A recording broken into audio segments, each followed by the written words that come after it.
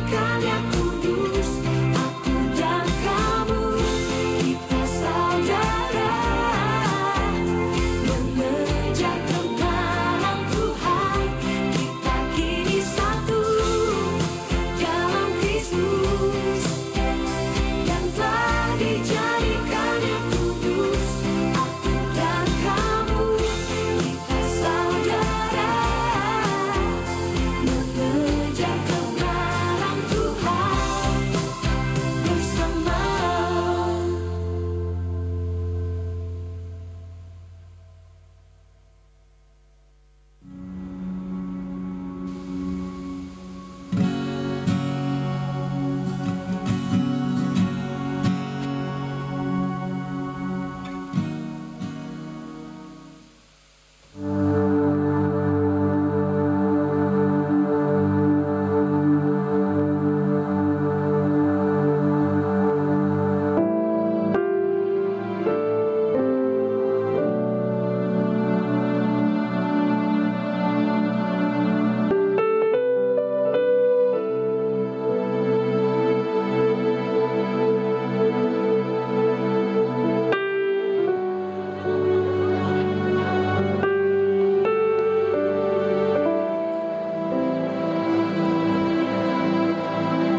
Selamat pagi brothers and sisters.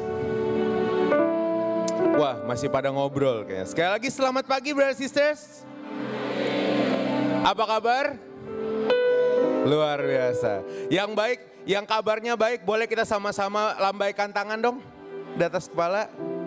Boleh kita bangkit berdiri? Boleh sapa kanan kirinya. Boleh dikatakan Tuhan baik banget buat kamu.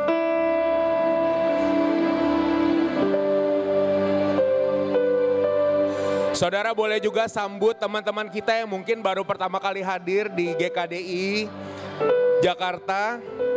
Saya mau pribadi mau welcome brother sister atau bapak ibu yang pertama kali hadir. Welcome di GKDI Jakarta.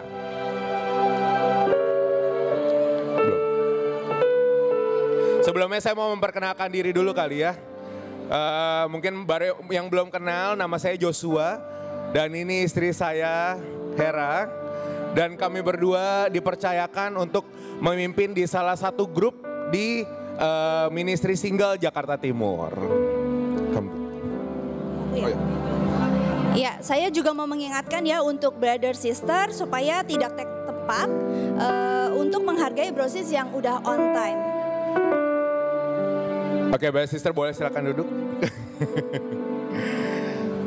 Oke, bagi brother sisters yang butuh untuk translasi dalam bahasa Mandarin, boleh tune in ke frekuensi di 107.7. Lalu kalau mau yang berbahasa Inggris di 102.8. Dan sepertinya terbalik brother sisters ya. Jadi yang Inggris 107.7, yang Mandarin 102.8. Ya, kami juga mau menghimbau ya untuk saudara sekalian bisa menonaktifkan handphone dalam mode silent saat ibadah nanti supaya kita juga bisa fokus dan berjalan dengan lancar tanpa gangguan.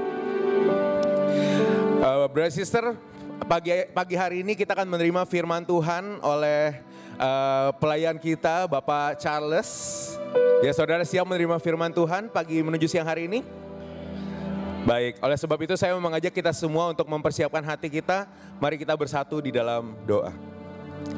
Tuhan, sungguh bersyukur Tuhan untuk pagi hari ini Tuhan, kalau kami bisa kembali berkumpul di sini Tuhan sebagai keluarga Engkau Tuhan.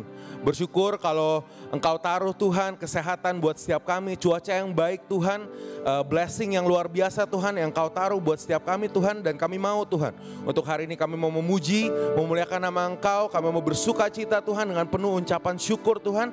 Biar kami juga setelah ini juga mau mempersiapkan hati kami Tuhan untuk menerima firman Tuhan. Dan kami mau menjadi pribadi yang berbeda Tuhan, dari pertama kali kami datang dan setelah kami keluar dari ruang ibadah ini, dan kami menjadi pribadi yang baru yang semakin mencintai Engkau lebih lagi Tuhan. Engkau yang pimpin Tuhan sesi ibadah kami hari ini Tuhan, kami serahkan ke dalam tangan Engkau, biar semuanya berjalan dengan lancar tanpa kurang suatu apapun. Di dalam nama Tuhan Yesus Kristus kami berdoa dan mengucap syukur. Haleluya, amin. Brother Brothers and sisters, saya mengajak kita semua untuk bisa bangkit berdiri. Mari kita siapkan hati dan pikiran kita untuk bisa datang ke hadapan Tuhan. Kita akan mulai ibadah ini dengan memuji namanya. Tuhan kita yang hebat, Tuhan kita yang besar.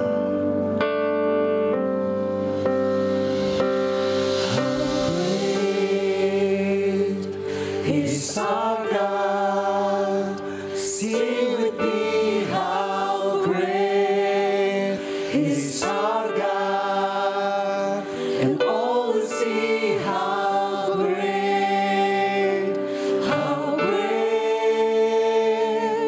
is our God.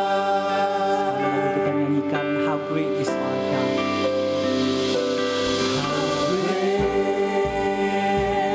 Is our God, sing with me how great is our God, and all will see how great is our God.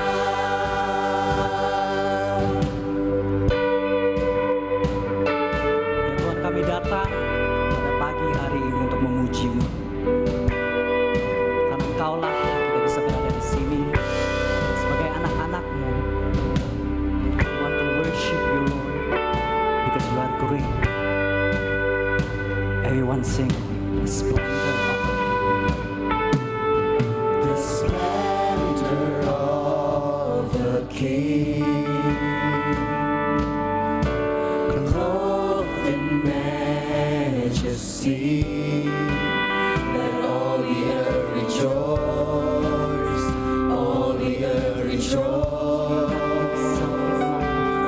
He wraps himself in light, Darkness tries to hide, and darkness tries to hide, and trembles at his voice, trembles at his voice. How great. How great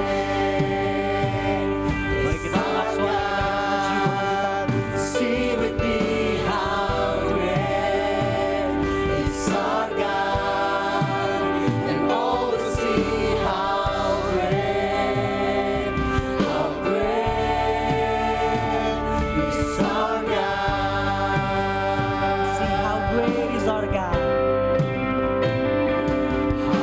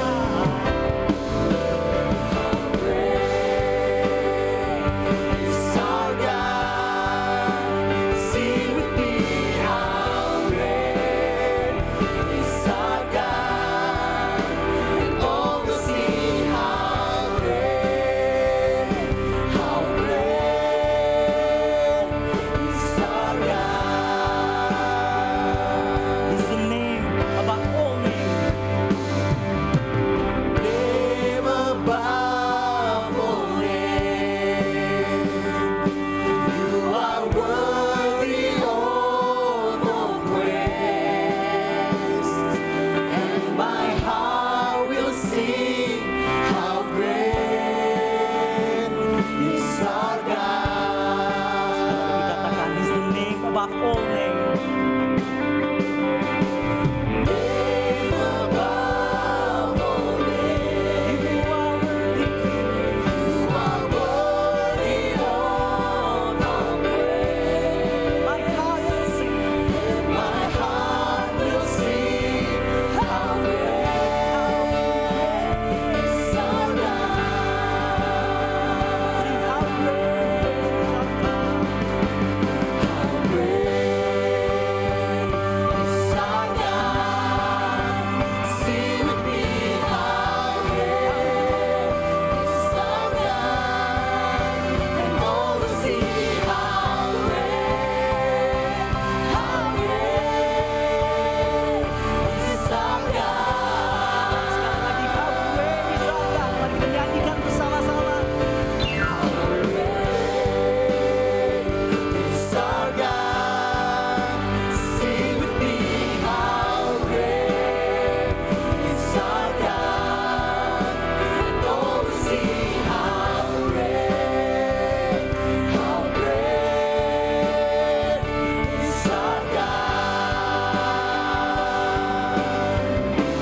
Then sings my soul, my Savior God, to thee. How great thou art.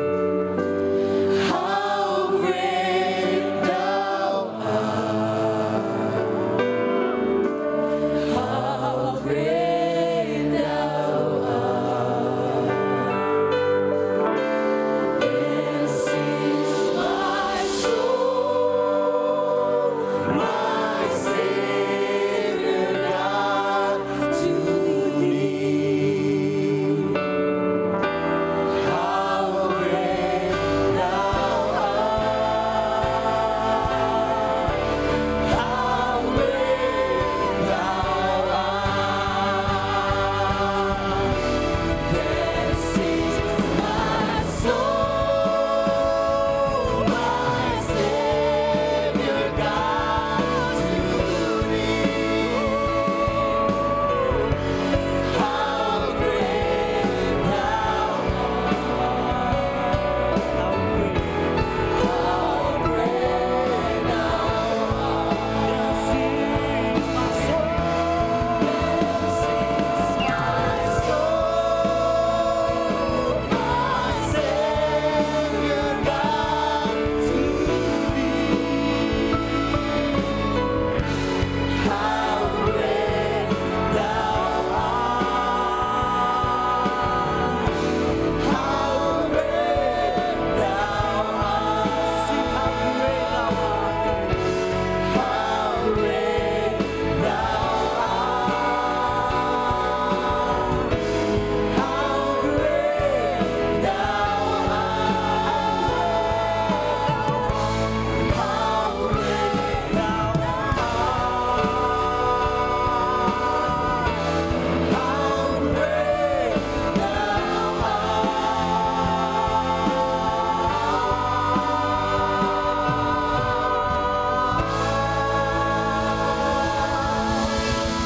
How great thou art. Pujilah nama Tuhan kita. Jemaat masih semangat untuk memuji Tuhan. Lagu berikutnya kita ambil dari Kidung Jemaat nomor 440.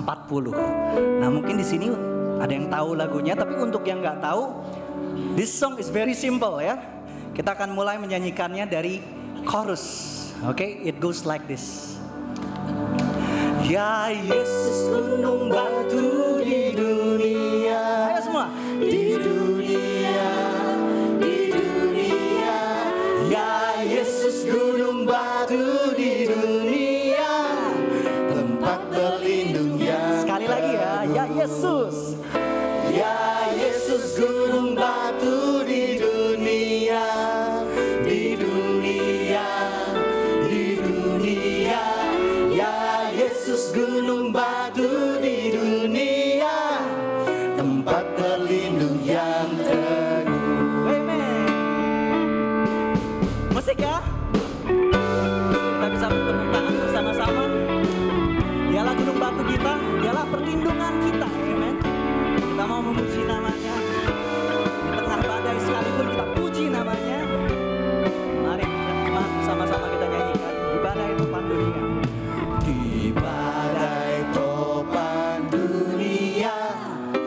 Tuhanlah pelindunganmu. Kendati goncang semesta, Tuhanlah pelindunganmu. Sekali lagi kita nyanyikan badai topan. Badai topan dunia, Tuhanlah pelindunganmu. Kendati goncang semesta, Tuhanlah pelindunganmu. Ya Yesus, Ya Yesus, gunung batu di dunia. come on.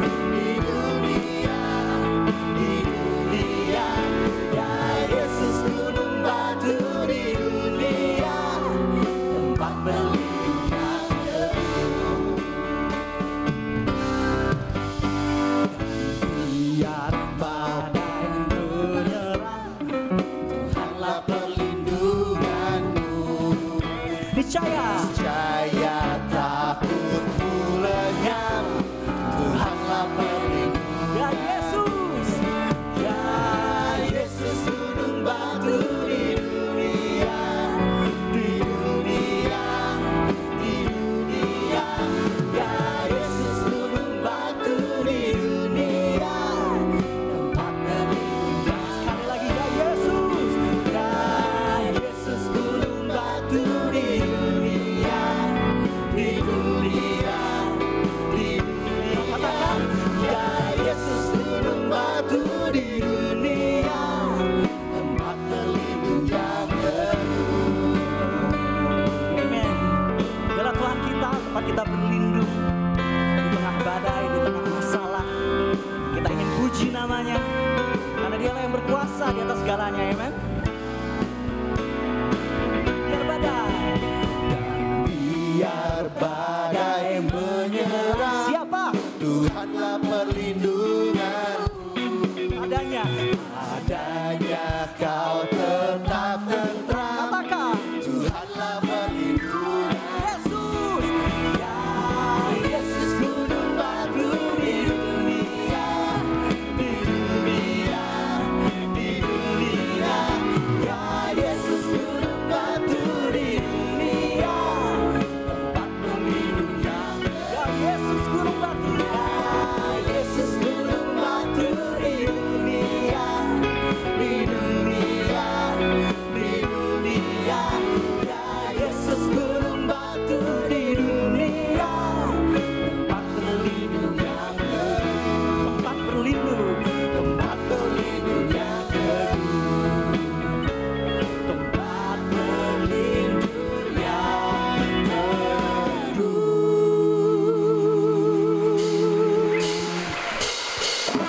sebelum mendengarkan khotbah satu lagu lagi ya, kita ingin angkat ya. Mari kita bernyanyi bersama-sama kepada Tuhan kita. Let's clap our hands together, church.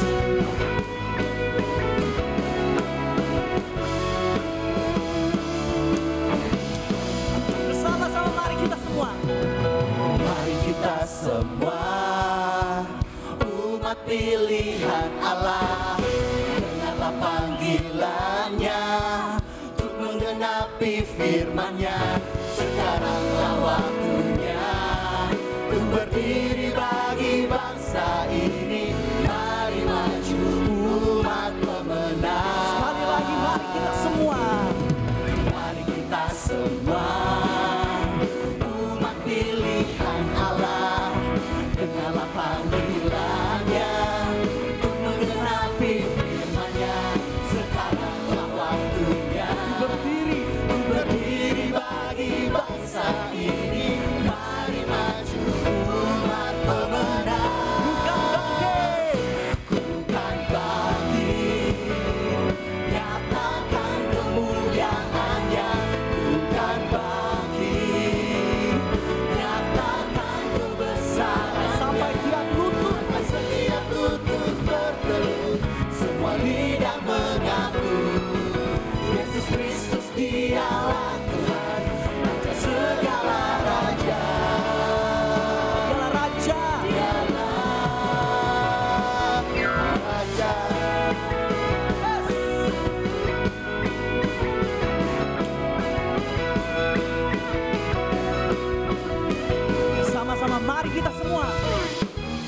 kita semua umat pilihan Allah.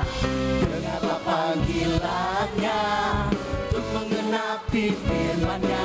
Sekaranglah waktunya berdiri bagi bangsa ini. Mari maju umat pemenang. Bukan bangkit, nyatakan kemuliaan-Nya. Bukan bangkit, nyatakan kebesaran-Nya. Sampai setiap lutut bertelut, semua lidah mengaku Yesus Kristus dialah Tuhan, Raja segala raja. Dialah Raja. Mari bersorak-sorai untuk Tuhan kita. Siapa yang lihat tepuk tangannya di mana? Kosong. Sebelah sini.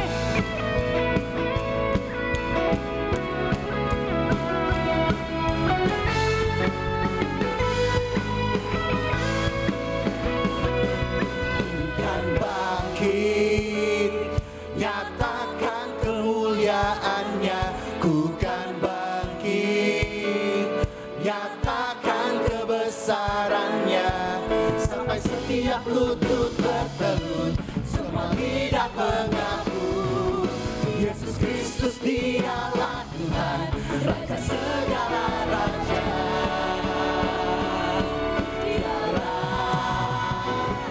Bukan bangkit, nyatakan kemuliaan-Nya. Bukan bangkit, nyatakan kebesaran-Nya. Sampai setiap lutut bertelut, semua lidah mengaku Yesus Kristus dialah Tuhan, Raja segala raja. Dialah Raja, Raja. Dialah Tuhan. Dialah Tuhan. Dialah Raja. Amen. Dialah Raja. Saudara motor kita beratusnya season. Mari kita mendengarkan khotbah. Silakan duduk.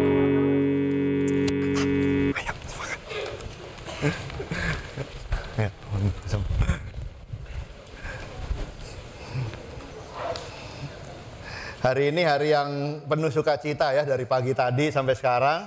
Saya juga sangat happy sekali lihat ibadah yang kedua ini. Karena dari depan sampai belakang semuanya memuji Tuhan, bersorak-sorai ya. Dan saya lihat kita semua menyanyi dari hati kita ya. Mari kita kasih tepuk tangan buat song ministry kita. Buat pemain musik kita. Buat Asyir yang bertugas. Buat multimedia. Dan juga kita mau ucapkan selamat datang buat Jam Ministry yang hari ini bergabung sama kita juga ya. Tidak akan pernah sama ya tanpa Jam ya. Jam itu memberikan warna luar biasa buat kebaktian di F3. Welcome semuanya. Dan juga karena kita tadi udah menyanyi dengan segenap hati, kita juga mau berikan tepuk tangan buat satu sama lain ya. Luar biasa. Saya ingin sekali untuk gereja kita terus bertumbuh ya. Memang kita adalah kelompok yang sangat suka firman Tuhan, kelompok yang sangat suka untuk membantu satu sama lain, tapi kita juga akan terus bertumbuh dalam bagaimana kita menyembah dan memuji Tuhan. Bagaimana kita bisa worship Tuhan ya. Bayangin hari ini ada berapa? 1.500 orang menghadap Tuhan sama-sama, semuanya dengan hati, pikiran ya, emosi yang tercurah kepada Tuhan. Waduh, itu akan jadi satu ibadah yang sangat menyentuh hati kita ya. Dan pasti Tuhan akan disenangkan lewat apa yang kita lakukan pada hari ini. Amin. Dan hari ini kita juga akan belajar menghormati Tuhan bersama-sama.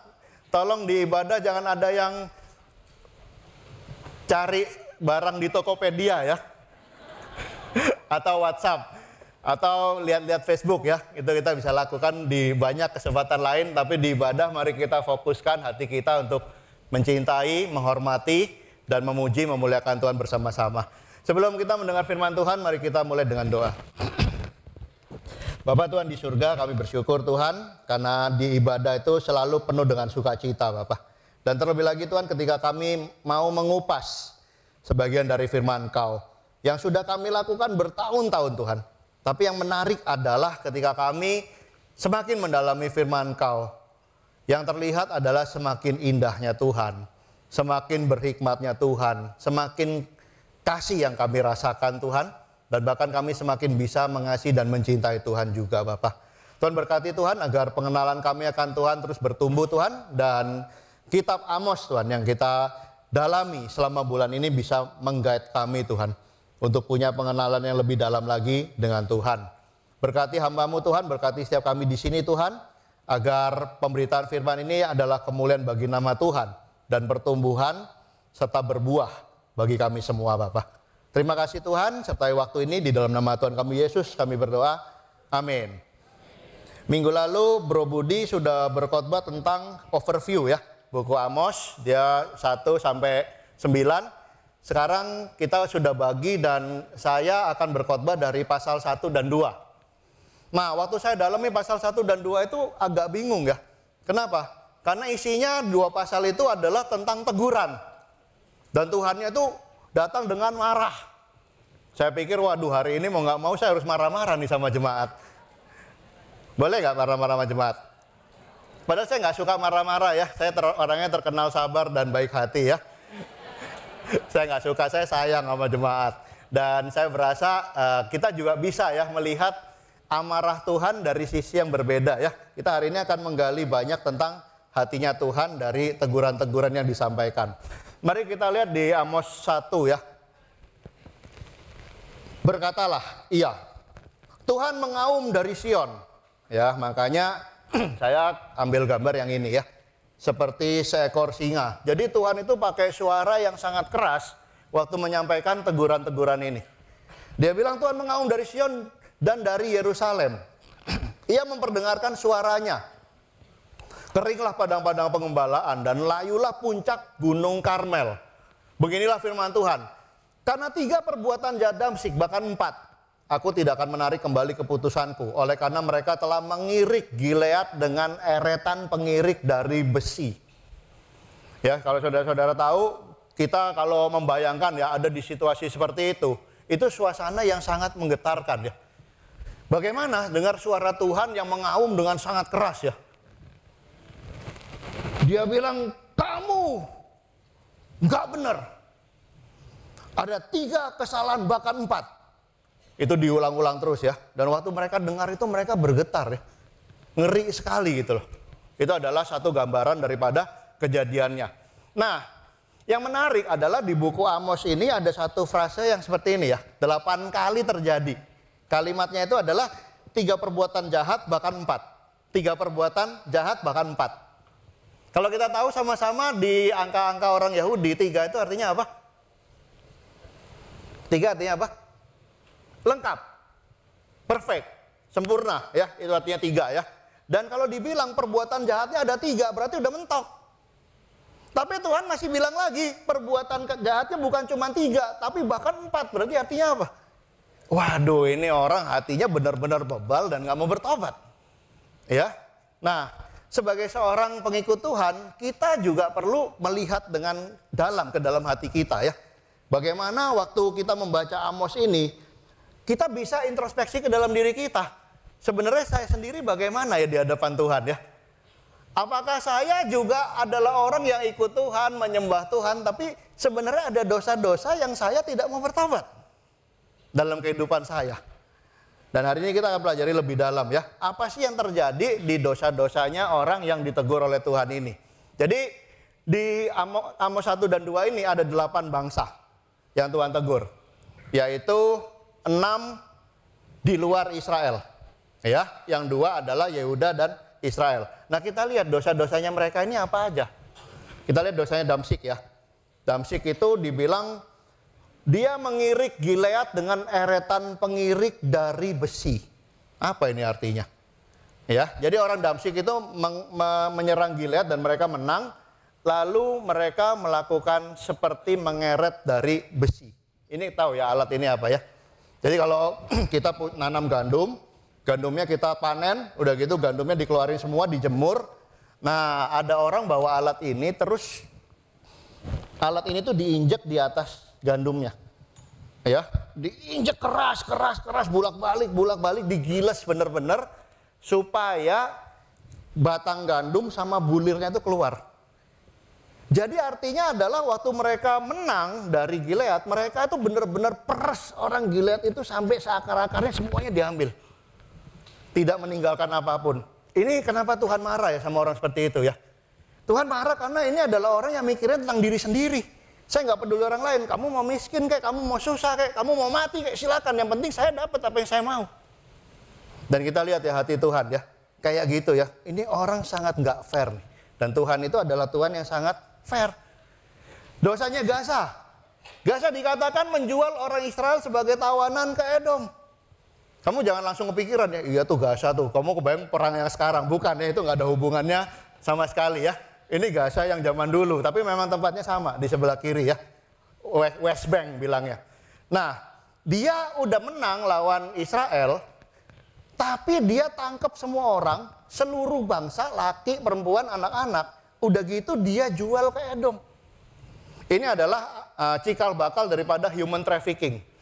Ya, yang laki dijadikan budak, yang perempuan dijadikan pelacur, anak-anak dijual sebagai budak juga. Ini jahatnya luar biasa. Ya, tapi lihat ya, Tuhan sangat benci sama orang yang memanfaatkan orang lain. Dia sangat ingin orang itu punya hati yang murni dan mengasihi. Tirus juga sama. Tirus menjual orang Israel ke Edom juga.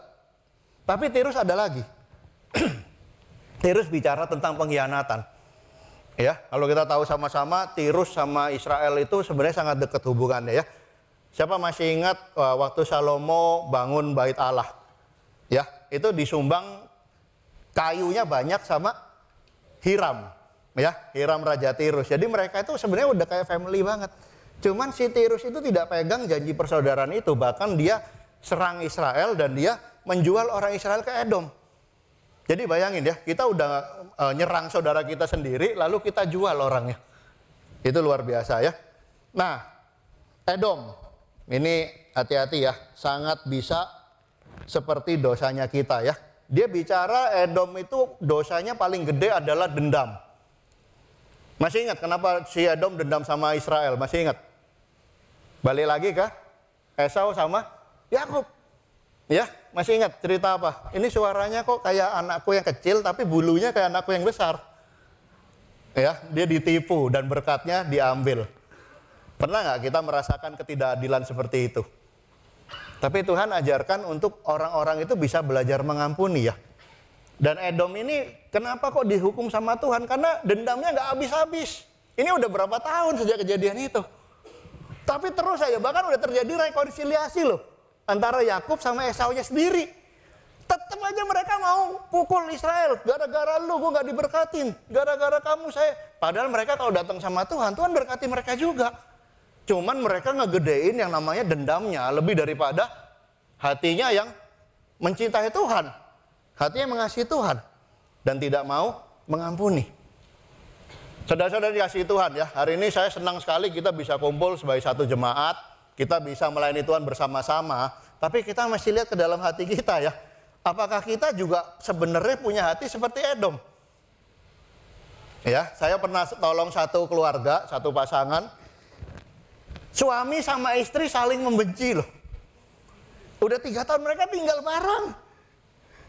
Sama-sama menikah, punya anak, tapi benci banget satu sama lain. Tiap kali ngomong kasar, keras, hatred satu sama lain, ya. Nah ini bisa terjadi dalam kita juga. Orang tua sama anak, sibling, ya. Bahkan bisa terjadi di grup. Bro, aku sih satu grup sama ini, tapi you tahu lah, nggak cocok lah grup ini sebenarnya, nggak bagus orang-orangnya, ya. Apalagi sebagai satu jemaat juga. Tuhan bilang kalau kita punya perselisihan, mari kita selesaikan. Bukan dengan cara, bro, aku nggak cocok di grup ini, aku benci grup ini biarin aja, saya pindah aja. Tuhan nggak pernah bicara kayak itu, tapi Tuhan melihat hati kita. Tuhan pengen kita itu hidup dalam harmoni satu sama lain.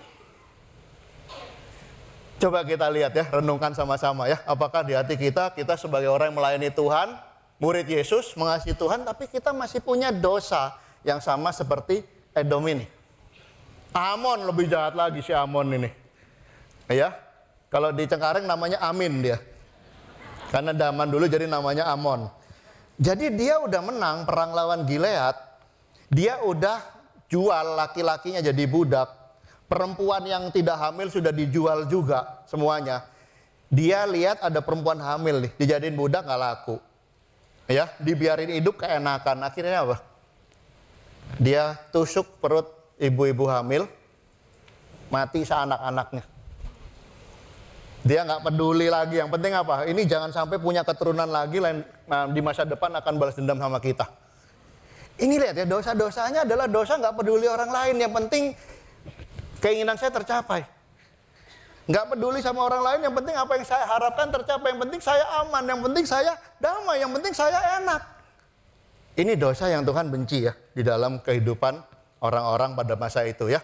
Dan hari ini juga Tuhan mengetuk pintu hati kita ya. Tuhan maunya tuh orang-orang umatnya yang benar-benar punya hati yang murni, yang tulus, mengasihi Tuhan. Jangan sampai kita ada di hadapan Tuhan, mengikuti Tuhan, tapi hidup dalam kebencian. Atau hidup dengan mementingkan diri sendiri. Moab. Ini lucu ya, waktu saya perhatikan dosanya ya. Dosanya Moab itu membakar tulang raja-raja Edom menjadi kapur. Dosa nggak? Hah? Membunuh yang sudah mati dosa nggak? Dosanya apa? Coba, dia gali kuburan raja yang paling terkenal, dia ambil, dia bakar, terus jadi kapur, terus ditumbuk. Maksudnya apa? Dosa apa enggak? Kenapa dosa? Karena orang itu bangun kejayaan. Mereka bangun kebanggaan. Mereka mensakralkan raja atau pemimpin atau hero-nya dia. Tapi si Moab ini nggak peduli. Dia bilang apa? Alah, hero lu mana sini? Dia ambil sama dia, dibakar nih, gua tumbuk nih. Jadi ini adalah orang-orang yang tidak menghargai hasil karya orang, yang merasa lebih hebat dari orang lain, yang bahkan yang hal-hal yang penting buat orang lain pun buat dia nggak ada gunanya. Sangat tidak sensitif, sangat melanggar kekudusan daripada budaya orang lain.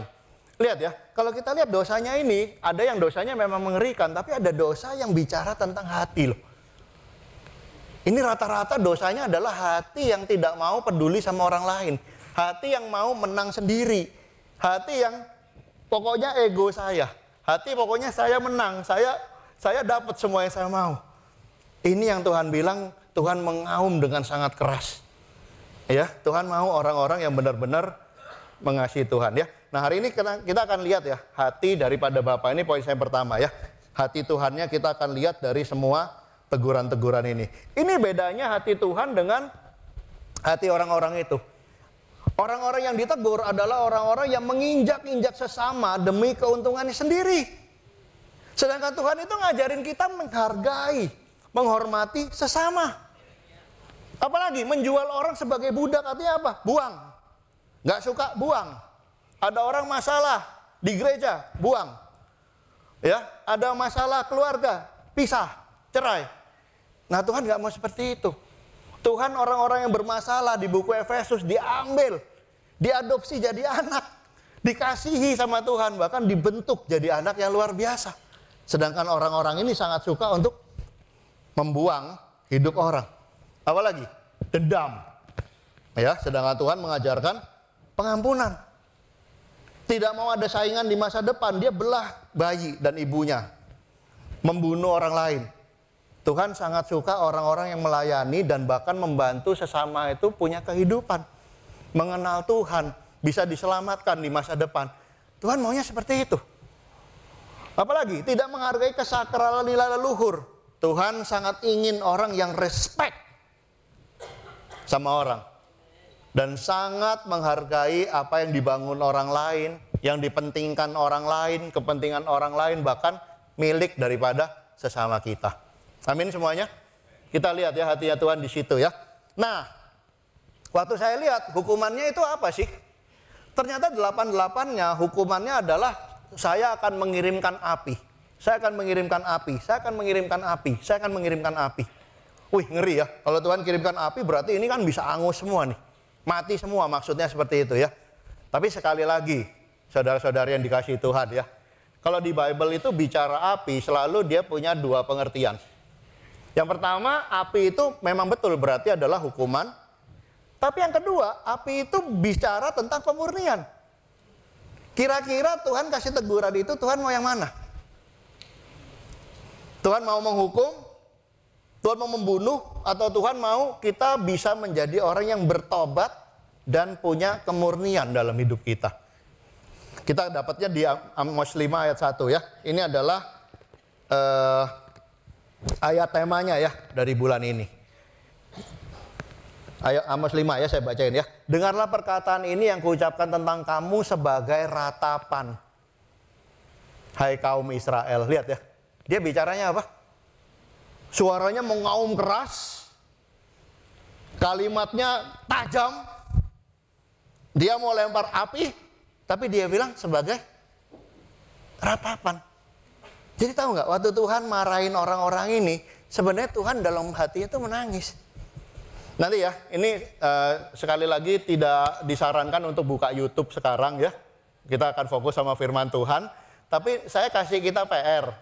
Ada namanya Lamentation of Hebrew di YouTube. Ya, habis ini kamu catat aja, kamu bisa lihat nanti di rumah ya. Jadi Tuhan itu waktu ngomong itu dia meratap dalam hatinya. Kenapa sih kamu kok nggak mau tobat sih? Kenapa sih kamu punya hati kayak gitu? Kenapa kamu saya ciptakan kok hatinya beda banget sama saya? Kenapa sih kamu kok hilang sejauh begitu? Kenapa kamu jatuh sejauh itu? Itu yang Tuhan sedih. Ya, dan dia bilang sebab begini firman Tuhan kepada kaum Israel, carilah aku maka kamu akan hidup. Lihat, dia bukan bilang nggak ada harapan, putus. Kalau waktu di hukuman-hukuman itu memang dia bilang, saya tidak akan menarik lagi kembali keputusanku. Ini kalau misalnya Tuhan bilang ya, saya tidak akan menarik lagi keputusanku. Itu benar nggak mau tarik apa enggak? Benar nggak? Enggak. Ya, ada titik-titiknya sebenarnya. Saya tidak akan menarik kembali keputusanku kecuali kamu bertobat. Ya, makanya dia bilang di sini dengan sangat jelas, carilah aku maka kamu akan hidup. Carilah Tuhan maka kamu akan hidup, supaya jangan ia memasuki keturunan Yusuf bagaikan api. Keturunannya Ani saya nggak tahu ya, keturunan Yusuf aja ini yang disebut di sini. Ya, yang membakar habis dengan tidak ada yang memadamkan bagi battle. Lihat ya, apa yang Tuhan bilang? Kamu bertobat, kamu cari saya, kamu datang pada saya, kamu rendahkan hati saya. Saya akan membuat kamu hidup. Saya akan menarik kembali keputusan saya. Saya akan membatalkan api itu. Saudara-saudari yang dikasihi Tuhan, hari ini mungkin kita ada lagi dalam api juga ya. Ya, nggak tahu apa. Family problem. Ya, pernikahan masalah. Apalagi apinya? Konflik. Apinya apalagi? Mungkin ada cara-cara kita yang perlu bertobat. Hari ini kenapa Tuhan kirim api ke dalam hidup kita? Tujuannya udah sangat jelas. Tuhan itu sayang banget. Tuhan itu pengen kita menjadi seorang yang lebih baik. Tuhan itu pengen kita dimurnikan. Supaya apa? Supaya berkenan pada Tuhan. Supaya bisa diberkati. Supaya apalagi bisa menjadi bangsa yang menjadi berkat bagi orang-orang di sekitar kita. Supaya orang lihat kelompok kita aja mereka langsung melihat kemuliaan Tuhan. Supaya menjadi terang yang luar biasa. Itu adalah hati Tuhan. Hari ini saudara-saudara yang kasih Tuhan ya. Tuhan lihat kita itu dengan nangis atau dengan sukacita. Ya. Kenapa kamu nggak tobat-tobat bro? Udah berapa tahun bro? Sis, kenapa kamu lakukan itu kejam amat? Tuhan udah ngampunin kamu. Ya, brother sister kenapa kok tidak mau melayani Tuhan? Itu yang Tuhan pertanyakan pada kita. Jadi dia tuh lagi nunggu supaya kita bertobat. Dan dia nunggu juga supaya dia bisa mengasihi kita, bless kita, dan bangga sama kita semua di sini. Amin semuanya. Ini adalah anak saya waktu kecil ya. Lucu ya. Lihat dong, dari kecil udah pakai tim nasional Indonesia ya. Mereka nasionalis rupanya. Iya, saya sangat ini ya. I love my children ya. Saya suka sekali. Saya suka bilang bahwa surga itu ada waktu kita udah dipanggil Tuhan, tapi surga itu ada di dunia. Waktu apa?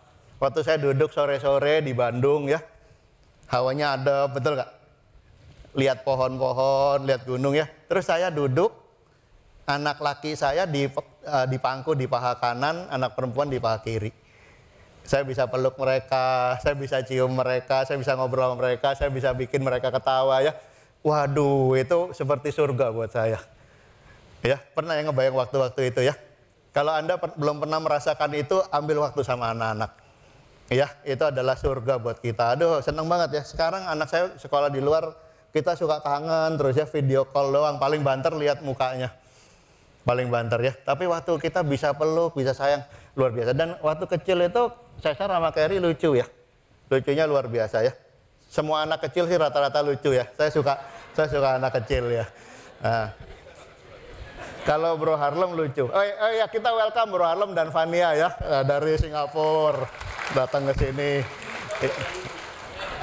Jadi ketika kita lihat mereka lucu, kita sayang sama mereka. Cuman waktu mereka nakal, kita tetap harus mendisiplinkan mereka.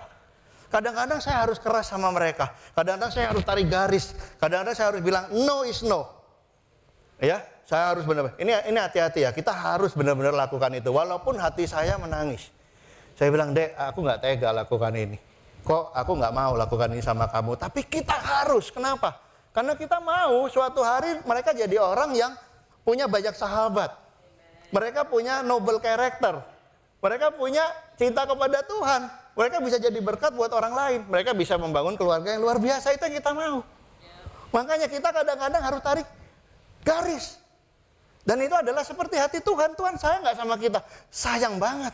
Tapi juga dia bilang, you harus bertobat. Kita harus bertobat. Ya, ini saya lihat udah mulai banyak kungkung-kungkung sama popo-popo baru di sini ya.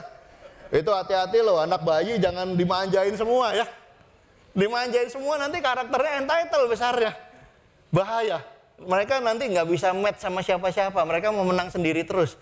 Tetap kita mesti pelajari hati Tuhan ya. Tapi pendeknya Tuhan sangat sayang sama kita, tapi dia tunggu supaya kita bisa bertobat dan kita bisa hidup sesuai dengan hati dan karakter Tuhan. Ini Tuhan bilang ini ya, God is gracious to always give a warning before He sends judgment. Jadi hari ini saudara-saudara kasih Tuhan, Tuhan kasih kita warning ya. Ada nggak happy, ada disharmoni, ada kesulitan dalam hidup. Tuhan ingin sekali kita bisa melihat hati Tuhan. Kita bisa bertobat dari kesalahan kita dan kita bisa kembali kepada Tuhan. Jadi semua teguran daripada Tuhan itu sifatnya bukan punishment. Itu bukan doom, ya, tapi itu adalah reminder dan call for repentance. Peringatan buat kita dan panggilan untuk bisa bertobat bersama-sama. Amin semuanya.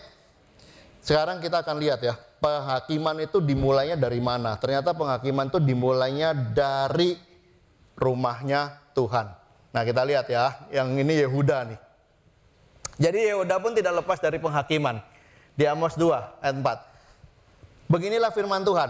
Karena 3 perbuatan jahat Yehuda, bahkan 4. Aku tidak akan menarik kembali keputusanku. Oleh karena mereka telah menolak hukum Tuhan. Dan tidak berpegang pada ketetapan-ketetapannya. Tetapi disesatkan oleh dewa-dewa kebohongannya. Dan diikuti oleh nenek moyangnya. Beda nggak hukumannya? Tegurannya beda nggak? Bahasa-bahasa lain tegurannya apa? Meres orang, jual orang, bunuh orang, apalagi nggak peduli orang lain, ya.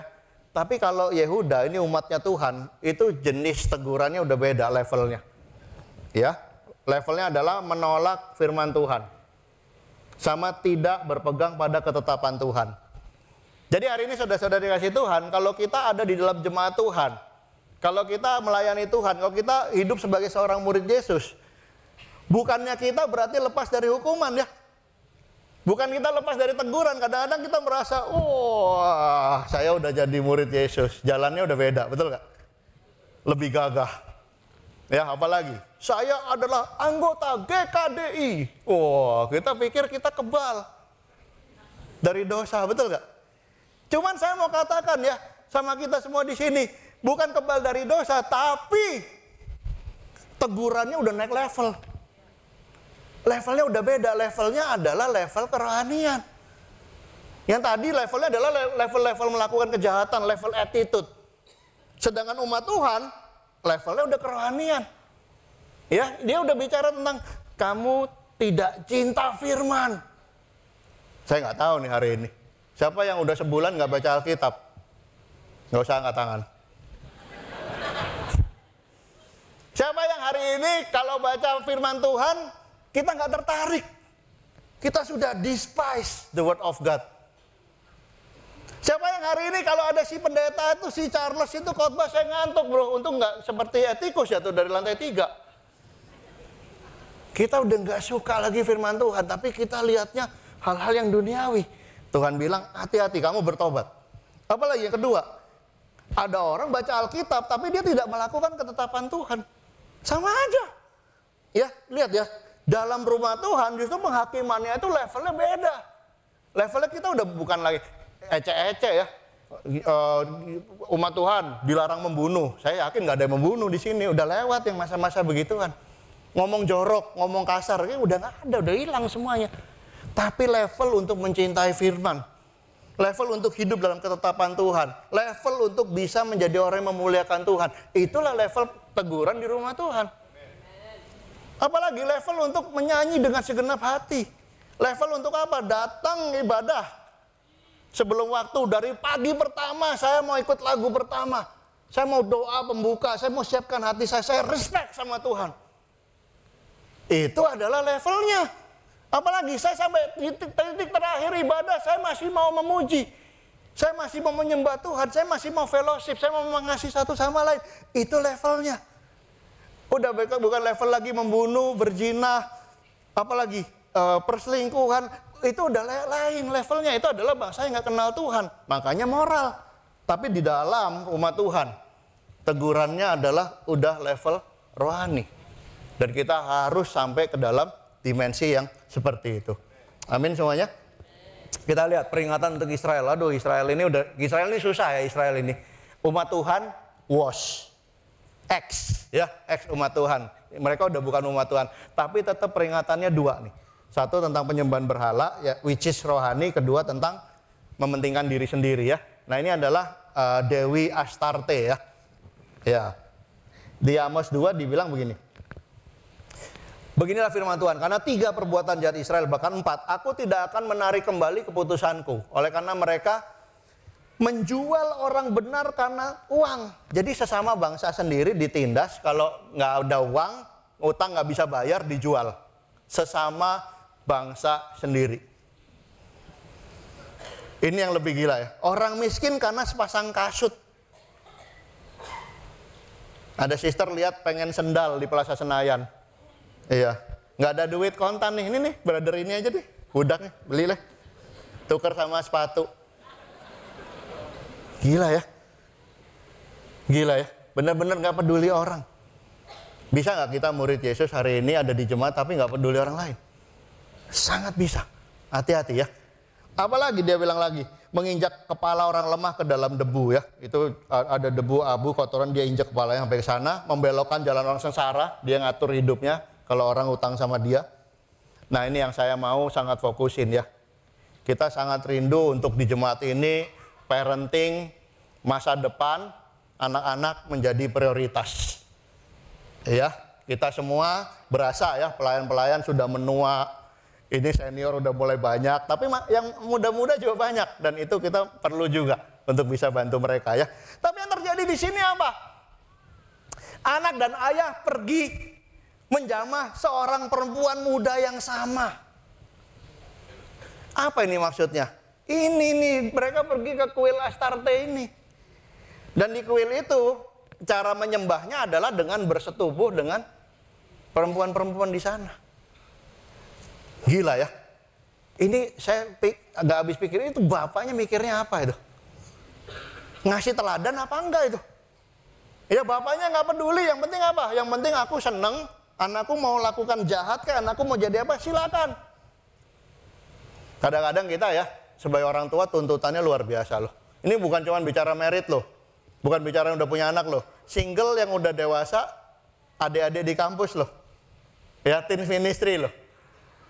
Kita bertanggung jawab buat membangun yang namanya generasi berikutnya. Kita bertanggung jawab. Ya ini saya mau kita fokuskan ya tentang hal ini. Oh sorry, tadi ada yang ketinggalan.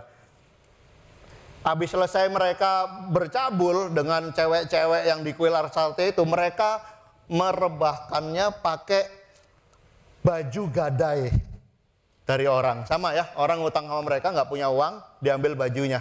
Dan kamu tahu apa yang terjadi? Mereka tuh sangat miskin sampai kalau diambil bajunya nggak punya baju.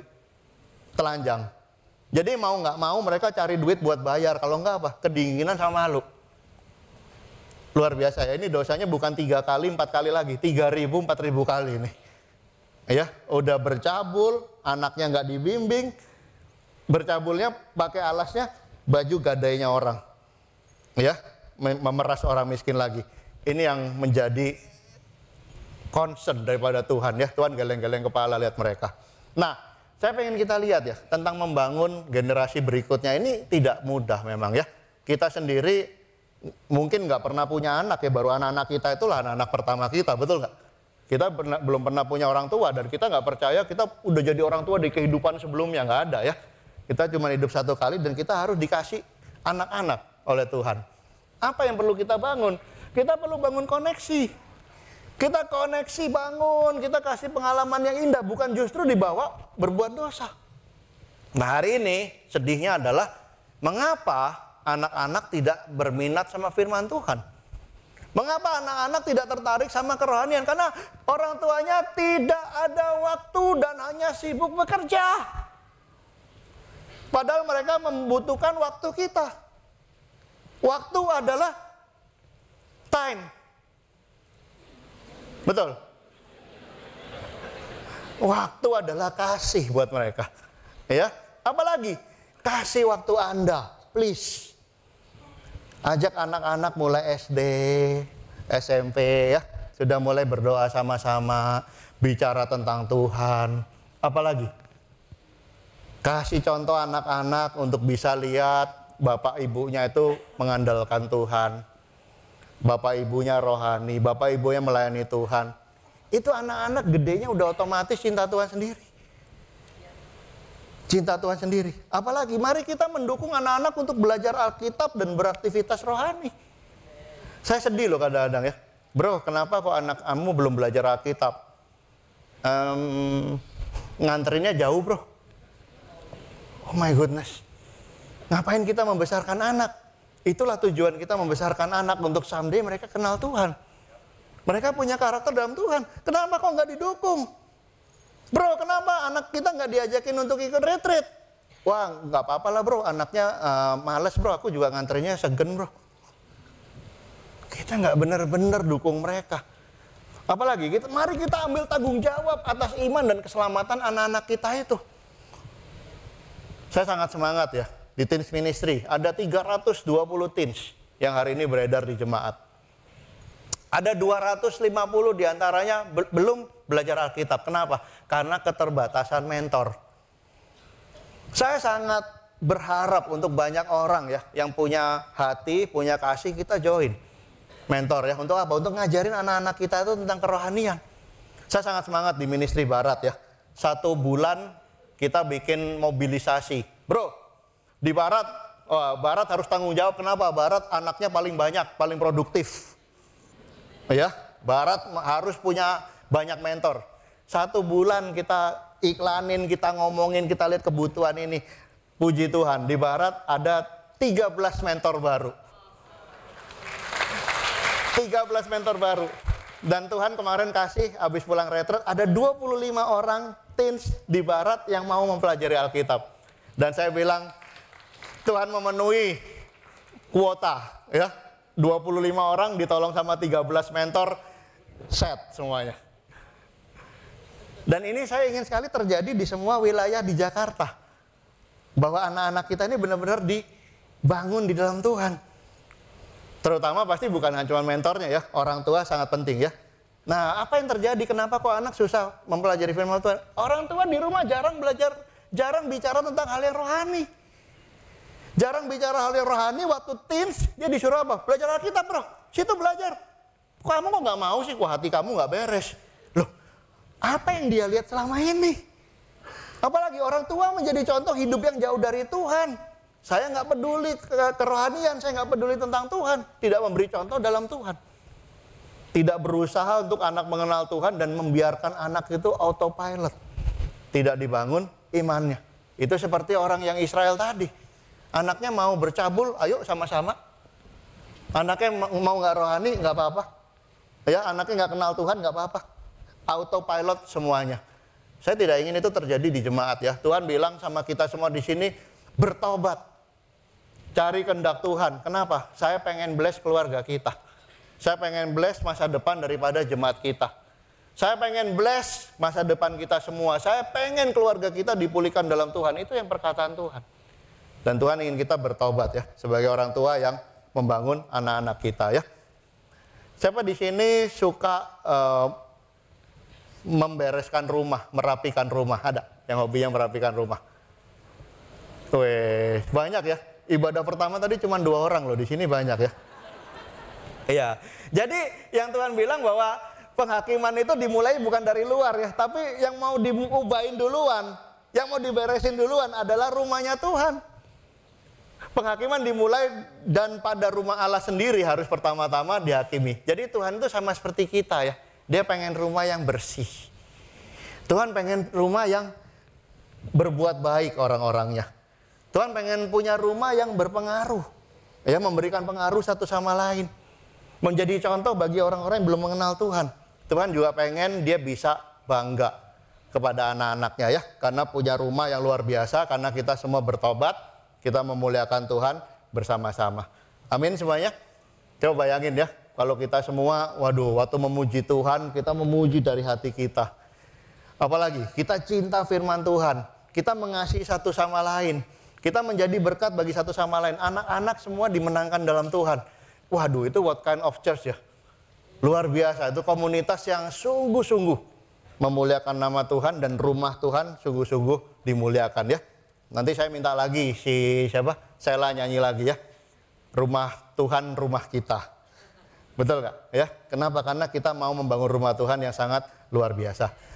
Ini poin saya yang terakhir. Contohan dari hidup Amos ya. Dia menjadi helper bagi satu sama lain. Saya lihat si Amos ya, di ayat 5. Dia ini adalah orang yang teriak-teriak terus. Ngomong-ngomong terus tentang firman Tuhan ya. Carilah yang baik dan jangan yang jahat, supaya kamu hidup. Dengan demikian Tuhan Allah semesta alam akan menyertai kamu. Seperti yang kamu katakan. Bencilah yang jahat, cintailah yang baik. Tegakkan keadilan di pintu gerbang. Mungkin Tuhan Allah semesta alam akan mengasihani sisa-sisa keturunan Yusuf. Kalau kita lihat di sini ya. Ini adalah peringatan buat orang-orang Israel. Peringatan buat orang-orang Israel. Saya mau tanya ya. Ini blaming atau building? Blaming atau building? Dia membangun atau menyalahkan? Dia membangun. Ya, tidak ada yang menyalahkan orang-orang itu. Bahkan orang-orangnya sudah jahat, tukerin orang untuk beli sendal, masih terus dibangun. Masih terus diperingatkan. Tujuannya apa? Supaya kamu hidup, supaya kamu diberkati Tuhan, supaya Allah menyertai kamu. Dia build terus. Ya. Saya sangat rindu ya, jemaat kita ini jadi tempat pemulihan dan tempat membangun orang-orang di dalam Tuhan. Ya, orang kalau masuk ke dalam komunikasi harusnya dia benar-benar terbangun dengan sempurna seperti firman Tuhan. Orang kalau masuk di komunitas kita, orang kalau masuk ke PDG Anda, orang kalau masuk ke grup-grup kita, itu orangnya benar-benar dibangun. Jangan disalahin loh. Kita kadang-kadang ya cara bimbingnya, didiknya baik hatinya. Cuman kita moodnya adalah nyalain orang. Bro, kenapa kamu lakukan itu? Gak bener itu. Bro, kamu itu salah. Bro, itu dosa bro, gak boleh. Tapi kita bukan mengingatkan orang, bro. Sebenarnya kamu punya kebaikan. Bro, sebenarnya kamu punya kekuatan yang bisa dipakai Tuhan luar biasa. Bro, andai kamu bisa bertumbuh dalam hal ini, kamu akan disertai Tuhan, diberkati Tuhan, dipakai Tuhan, luar biasa. Ini yang perlu terjadi di dalam pembimbingan yang terjadi di dalam jemaat kita. Hari ini jemaat bukan jemaat yang saling menghakimi, tapi jemaat yang terus mengingatkan, terus membantu, terus melakukan, dan terus membangun satu sama lain. Kalau misalnya ya kita mau membangun satu sama lain, tapi dengan cara yang menyalahkan satu sama lain, itu akan berat buat satu sama lain. Tapi kalau kita bisa jadi tempat di mana orang merasa aman, in the same time dia dikenalkan kepada Tuhan, in the same time dia diperingatkan, in the same time dia dikasih contoh, in the same time dia dibangun juga imannya. Kebayangin ya, akan terjadi transformasi yang sangat luar biasa di seluruh grup-grup yang ada. Itu akan jadi sesuatu yang sangat luar biasa sekali. Amin. Kita lihat ya, si Amos ini siapa sih? Kok bisa nginget-ngingetin orang sok jago amat dia? Ya, si Amos ini siapa? Amos artinya adalah burden. Artinya pun udah burden. Ya, artinya burden atau burden bearer. Ya. Nah, hari ini saya challenge kita semua untuk jadi Amos ya. Kamu adalah burden, bukan. Kamu adalah burden bearer. Ya, untuk siapa? Untuk mengangkat beban daripada saudara-saudari kita. Untuk membangun saudara-saudari kita. Nah, si Amos itu apa sih kerjaannya?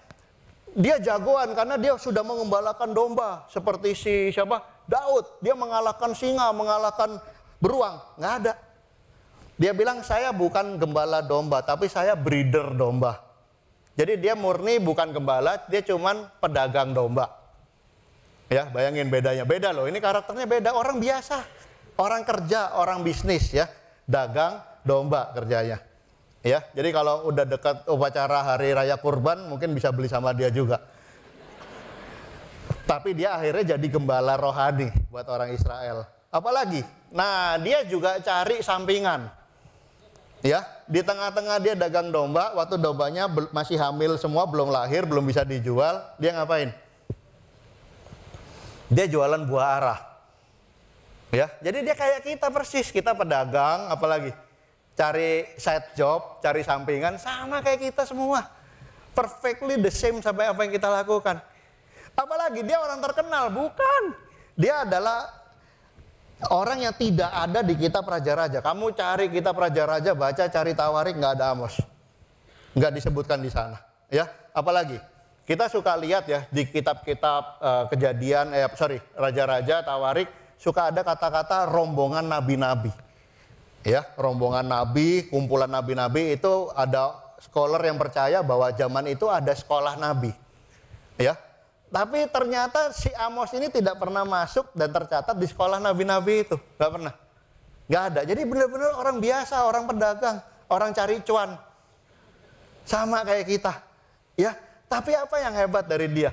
Orang biasa yang sungguh mau digunakan sama Tuhan. Sungguh mau membangun dan mengingatkan satu sama lain. Ya.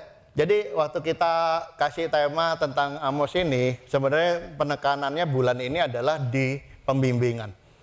Ya, pertumbuhan satu sama lain. Dan saya sangat rindu ya untuk karakter Amos ini. Hatinya Amos ini ya. Bahkan namanya ya, burden bearer-nya Amos ini. Bisa hidup benar-benar di hati setiap kita.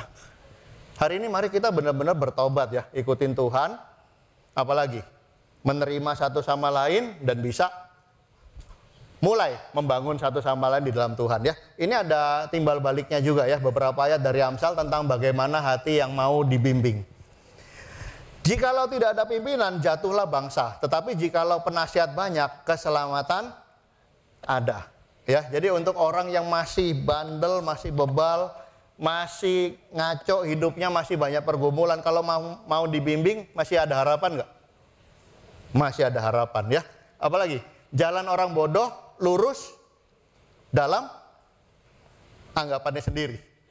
Ya, tapi yang mendengar nasihat ia bijak. Jadi kita perlu untuk suka sekali mendengar nasihat ya. Hari ini ada beberapa orang yang sudah lama menjadi Kristen, mungkin hati kita susah ya untuk bisa menerima nasihat. Hari ini kita nggak mau lagi mendengarkan dari sama siapa, kita udah merasa diri kita bagus. Dan dia bilang ya, lebih banyak lagi di sini. Apalagi, lebih baik seorang muda miskin tetapi berhikmat daripada seorang raja tua yang bodoh yang tidak mau diberi peringatan lagi. Ya, tapi orang raja tua atau orang kaya yang tua masih laku ya. Sekarang banyak cewek-cewek muda carinya orang tua yang kaya-kaya. Salah itu, mereka salah pilih. Ya, yang benar bagusan apa? Orang muda yang cinta Tuhan dong. Itu bisa bertumbuh, bisa diberkati Tuhan, bisa melakukan banyak hal di kemudian hari. Amin semuanya. Gampang dibimbing. Ya, yang terakhir, jika engkau melihat orang yang menganggap dirinya bijak, harapan bagi orang yang bebal lebih banyak daripada bagi orang itu. Jadi mendingan mana? Orang yang menganggap dirinya pinter atau orang bebal yang masih mau dengar nasihat? Harapan bagi orang bebal lebih banyak ya daripada orang yang sudah merasa dirinya pintar ya. Iya, itu ada joke-nya ya dulu ya, yang botak depan dan belakang, dia pikir dia pintar. Iya, jadi mari kita benar-benar dua sisi ya. Satu, kita menolong satu sama lain, tapi di sisi lain kita juga sungguh-sungguh punya hati yang lembut ya, mau bertumbuh dan mau dibimbing di dalam Tuhan. Yang terakhir, tentang fellowship ya, di dalam jemaat. Jadi di kitab Pengkhotbah dikatakan, berdua lebih baik daripada seorang diri. Karena mereka menerima upah yang baik dalam jeripaya mereka. Karena kalau mereka jatuh, yang seorang mengangkat temannya. Tetapi why? Saya nggak tahu ya, why itu apa ya. Saya lihat berkali-kali memang why, bukan wahai, why. Ya, tetapi why, mungkin why, WHY kali ya. Tetapi why orang yang jatuh tapi tidak mempunyai orang lain untuk mengangkatnya. Apa jawabannya? Kasihan deh lu, betul nggak? Ya, jatuh tapi nggak ada orang lain yang ngangkatnya. Juga orang tidur berdua, mereka jadi panas. Jadi kuat ya kalau berdua. Tapi bagaimana seorang saja dapat menjadi panas? Dan bila mana seorang dapat dikalahkan, dua orang akan dapat bertahan. Tali 3 lembar tidak mudah untuk diputuskan. Ya, hari ini sebenarnya saya melihat bahwa pandemi itu selain mengambil jiwa dari beberapa jemaat kita ya, 40-an orang yang dipanggil Tuhan during pandemic ya. Jadi kita sedih banget di sana, tapi juga ada yang diambil dari pandemi. Kita bersyukur ada teknologi namanya Zoom, tapi more or less itu kita kehilangan yang namanya fellowship. Kehilangan. Ya, kita harus bangun kembali yang namanya fellowship itu ya. Kedalaman rohani bagus, saling menolong bagus, tapi kita perlu untuk kuatkan lagi yang namanya fellowship. Minggu lalu saya pergi ke satu PDA ya. Yang punya rumah sama beberapa orang di grupnya itu sangat suka untuk berfellowship dan mereka orang yang cukup lama berada di dalam jemaat ya. Mereka bilang begini sama saya, bro, kita kangen banget bisa fellowship seperti masa lalu. Zaman dulu kita dekat sekali loh bro. 1 minggu 4-5 kali ketemu. Terus setiap kali ketemu sampai jam 12 malam bro. Wow, ini orang saya suka nih, berarti dia serius nih sama fellowship. Ya, sekarang gimana? Sekarang bro, jam 9.15 pada pulang bro. Di gereja juga pada pulang. Saya sih bilang nggak semuanya ya. Saya kadang-kadang suka pulang ke sebelah, saya ada konseling, ada ketemu orang kalau hari Minggu di sebelah. Di Setiabudi itu namanya tin sampai jam 7 malam masih berkeliaran di sana ya. Namanya grup-grup merit, grup single juga sampai jam 5 masih banyak di sana. Senang lihatnya. Ya, itu orang yang sangat kuat adalah orang yang suka berfellowship. Tapi waktu kita lihat juga banyak orang yang sudah tidak lagi menghargai namanya fellowship ini. Atau mungkin yang kita belajar Alkitab waktu pandemi. Ya, kita belajar Alkitab pakai Zoom. Kita dapat nggak firman Tuhan? Dapat. Ya, pengertian tentang Tuhan dapat. Dapat. Pertobatan dapat nggak? Dapat. Tapi fellowship belum dapat. Ya, makanya oleh karena itu saya pengen sekali jemaat kita kembalikan lagi fellowship, suka dengan satu sama lain walaupun memang usianya sudah lebih berumur ya. Dulu waktu kita muda fellowshipnya olimpiade, main sepak bola, tarik tambang, berani kita. Tapi sekarang fellowshipnya lain, tinggal duduk-duduk, minum kopi ya. Kopinya sudah tanpa gula, betul nggak? Ya, roti-roti udah nggak ada, salad di depan gitu ya. Tapi nggak apa-apa, whatever. Pokoknya kita mau berfellowship satu sama lain ya. Dan kemarin karena di rumah itu brother sisternya bilang kita rindu berfellowship sampai jam 12 malam. Akhirnya bener, malam itu kita berfellowship, kita pulangnya nggak jam 12 sih, setengah 12 malam ya. Tapi lumayan. Dan benar-benar itu mengobati ya, waktu ada persaudaraan dalam jemaat. Hari ini Bapak Ibu yang dikasih Tuhan, dari buku Amos kita belajar beberapa hal ya. Mari kita mengerti ya dan mengenal yang namanya hatinya Tuhan itu ya. Benar-benar kita tahu Tuhan tuh rindu kita bertobat untuk bisa bless kita ya. Bukan untuk menghukum kita, tapi untuk bisa bless kita. Apalagi, di dalam rumah Tuhan itu ada level yang lebih tinggi. Di dalam ekspektasinya Tuhan, yaitu level sampai level kerohanian. Cinta firman dan melakukan firman, bukan hanya tidak melakukan kejahatan ya. Mari kita benar-benar menjadi helper buat satu sama lain. Kita mengasihi satu sama lain. Saya sangat rindu ya buat visi kita semua di sini ya. Balikin lagi namanya fellowship. Balikin lagi yang namanya cintakan firman Tuhan. Balikin lagi ingetin orang bahwa Tuhan bisa bekerja lewat hidupnya. Kembalikan lagi ya. Fellowship itu yang luar biasa ya. Orang dikasihi, orang dilayani, hati tercurah buat Tuhan, fellowship luar biasa. Orang nggak mau pulang, orang cinta satu sama lain. Dan saya percaya nama Tuhan akan dimuliakan dalam kehidupan kita semua. Amin semuanya. Itu aja pelajaran saya pada hari ini. Selamat hari Minggu ya. Tuhan memberkati kita semua. Mari kita berdoa. Bapak Tuhan di surga, kami sangat bersyukur Tuhan. Karena dari buku Amos yang notabene adalah perjanjian lama. Yang di-drive oleh law daripada Musa Tuhan. Tapi Amos sendiri sudah ngerti Tuhan artinya. Tentang mengasihi Tuhan, tentang mengerti hati Tuhan, tentang menjadi orang yang senantiasa mengingatkan, tentang orang yang membangun satu sama lain. Tentang juga Tuhan bagaimana dia bisa melihat bahwa standar daripada rumah Tuhan itu berbeda daripada orang-orang yang tidak mengenal Tuhan. Tuhan hari ini Tuhan biarlah poin-poin dari buku Amos ini kita bisa hidupi dalam kehidupan kita. Terlebih juga Tuhan pribadinya Amos Tuhan. Kita mau Tuhan menjadi seorang burden bearer Tuhan.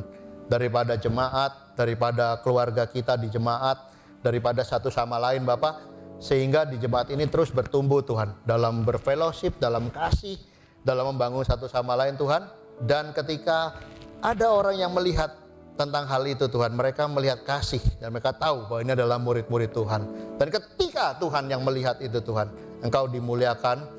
Engkau dibuat senang Tuhan. Engkau melihat keluarga yang Kau bangun dengan darah-Mu itu tidak sia-sia Tuhan. Tapi sungguh-sungguh terjadi di dalam jemaat kita, di dalam komunitas kita Tuhan, di dalam kehidupan kita Bapak. Terima kasih Tuhan, berkati setiap kami di sini agar terus mau berubah, diubahkan sesuai dengan firman-Mu. Dan kami juga percaya Tuhan bahwa penyertaan-Mu ada senantiasa di dalam kehidupan kami. Terima kasih Tuhan, di dalam nama Tuhan kami Yesus kami berdoa. Amin. Tuhan memberkati kita semua. Amin. Saya percaya kita di sini semua terberkati dengan firman Tuhan yang barusan dibagikan oleh Bapak Pendeta Charles. Saya bersyukur karena khotbah hari ini betul-betul membuat hati saya pribadi melihat ada hal-hal praktikal kecil yang terkadang kita ini sebagai murid-murid Tuhan bisa lupa. Dan dari kata-kata bulan ini ya, carilah maka kamu akan hidup.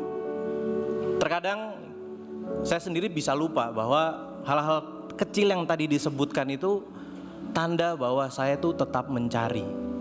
Saya tetap haus akan Tuhan.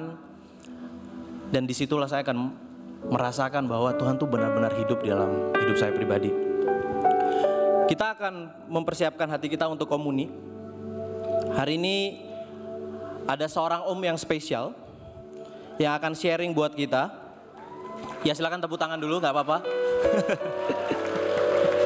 Dan pas banget waktu baca sharingnya, saya tadi pagi lagi baca dari firman Tuhan ya di buku Lukas 9 ayat 24 sampai 25. Tuhan Yesus berbicara demikian. Karena barang siapa mau menyelamatkan nyawanya, ia akan kehilangan nyawanya. Tetapi barang siapa kehilangan nyawanya karena aku, ia akan menyelamatkannya. Apa gunanya seorang memperoleh seluruh dunia, tetapi ia membinasakan atau merugikan dirinya sendiri. Saya bersyukur firman Tuhan ini akan nyata kita lihat dari sharing Om Irsan. Mari kita beri tepuk tangan untuk Om Irsan.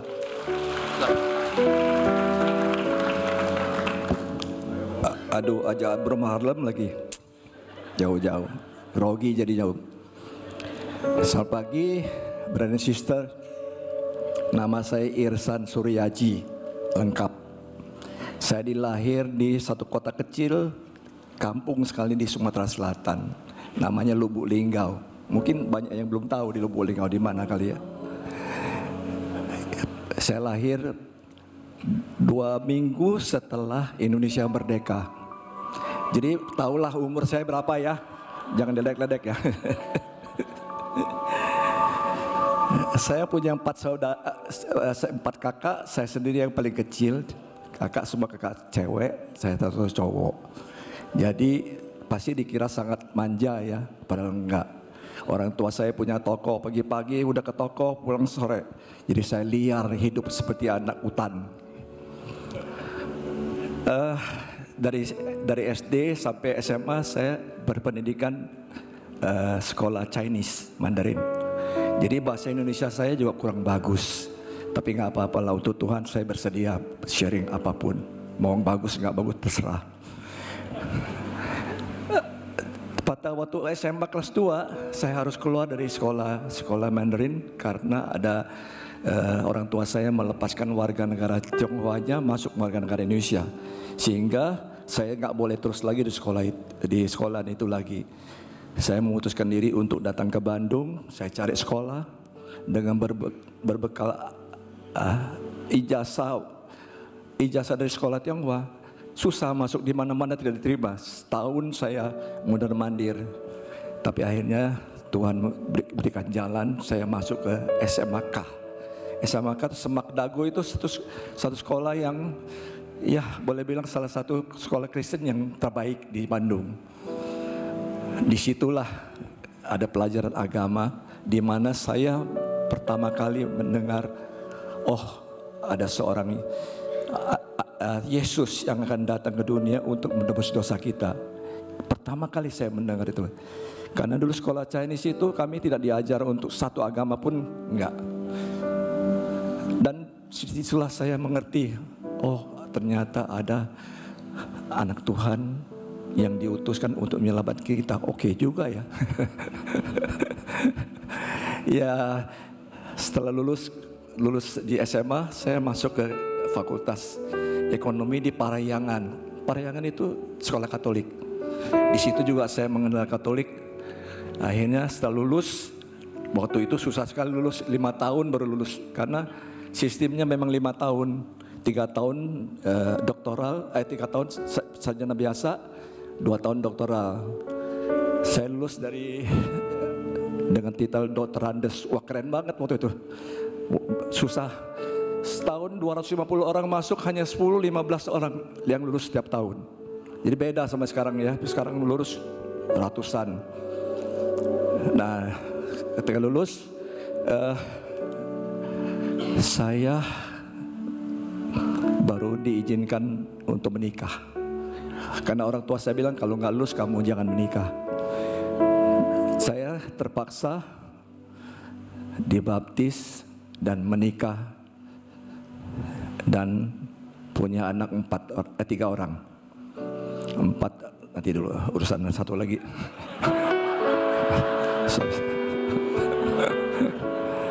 Ya 3 orang anak dari pernikahan saya yang pertama. Make sure dulu. Nah, saya sudah 5 tahun ketika bekerja di sebuah perusahaan besar yaitu PT Astra. 5 tahun itu saya belajar banyak. Saya dikirim ke Jepang belajar tentang leasing. Leasing itu ternyata tidak gampang. Leasing itu ada macam-macam leasing. Financial lease atau operating lease, beda-beda. Jadi saya belajar, saya betul-betul termasuk salah satu pakar di leasing waktu itu. Tapi nunggu hampir 5 tahun tidak pernah bisa dipraktekkan karena waktu itu mobil laku sekali, nggak perlu leasing. Leasing itu kan cuman mensupport sales kan. Jadi saya memutuskan 5 tahun kemudian saya tunggu nggak bisa praktekin, saya memutuskan untuk mundurkan diri. Saya pengen buka leasing sendiri. Akhirnya saya resign dari PT Astra. Saya resign, saya bikin perusahaan sewa beli, bukan leasing. Sewa beli itu artinya hanya consumer good yang biasa, bersihkan kulkas, TV, AC segala macam. Dalam 2 tahun sukses luar biasa. Sehingga akhirnya saya diajak join oleh grup Lipo. Jadi dari sendirian jadi grup Depo. Nah pada waktu itu saya merasa seperti kuda dikasih sayap. Ada decking. Wow. Singkat waktu seperti roket sebenarnya. Nah disitulah mulai, karena semua serba ada, saya mulai sombong. Sombong itu paling dipuji Tuhan, betul Om Haran? Sombong, malas ke gereja, gila golf kemana-mana, ke Asia, ke Amerika saya golf. Yang paling penting lagi, saya suka ke nightclub. Sorry Mam, ini mungkin dia belum dengar juga.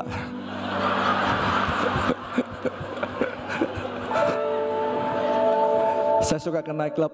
Kalau nightclub tahulah akhir-akhirnya apa? Ya perselingkuhan ya. Nah jadi hubungan saya dengan istri saya kacau. Tiap kali lihat mau berantem aja. Ya saya juga capek, dia juga capek.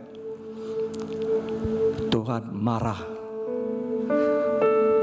Dalam seminggu ketika diaudit, saya memfinancing mobil ada 250 mobil mewah, Mercy, BMW, Volvo, 240 mobil, ada BPKB-nya, tidak ada mobilnya. Luar biasa kan? Dalam hanya 2 hari, seorang Irsan yang punya segalanya menjadi tidak punya segala-galanya. Saya sangat down.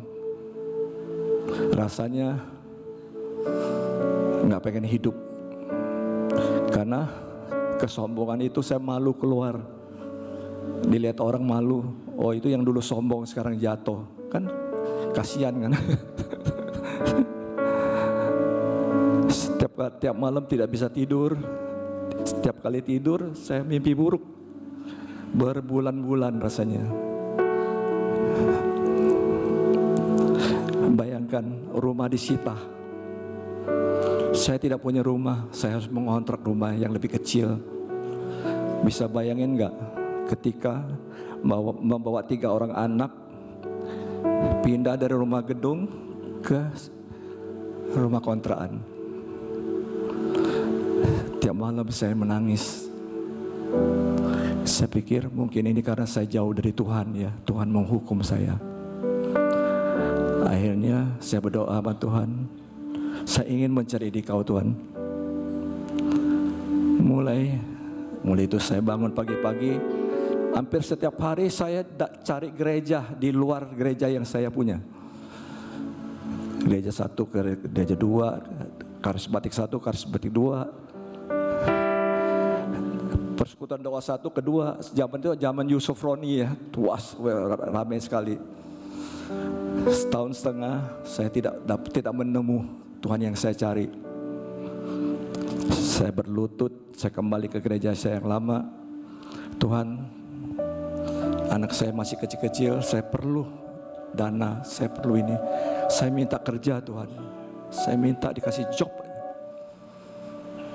2 minggu kemudian, mungkin 2 minggu lebih lah, saya nggak tahu persis.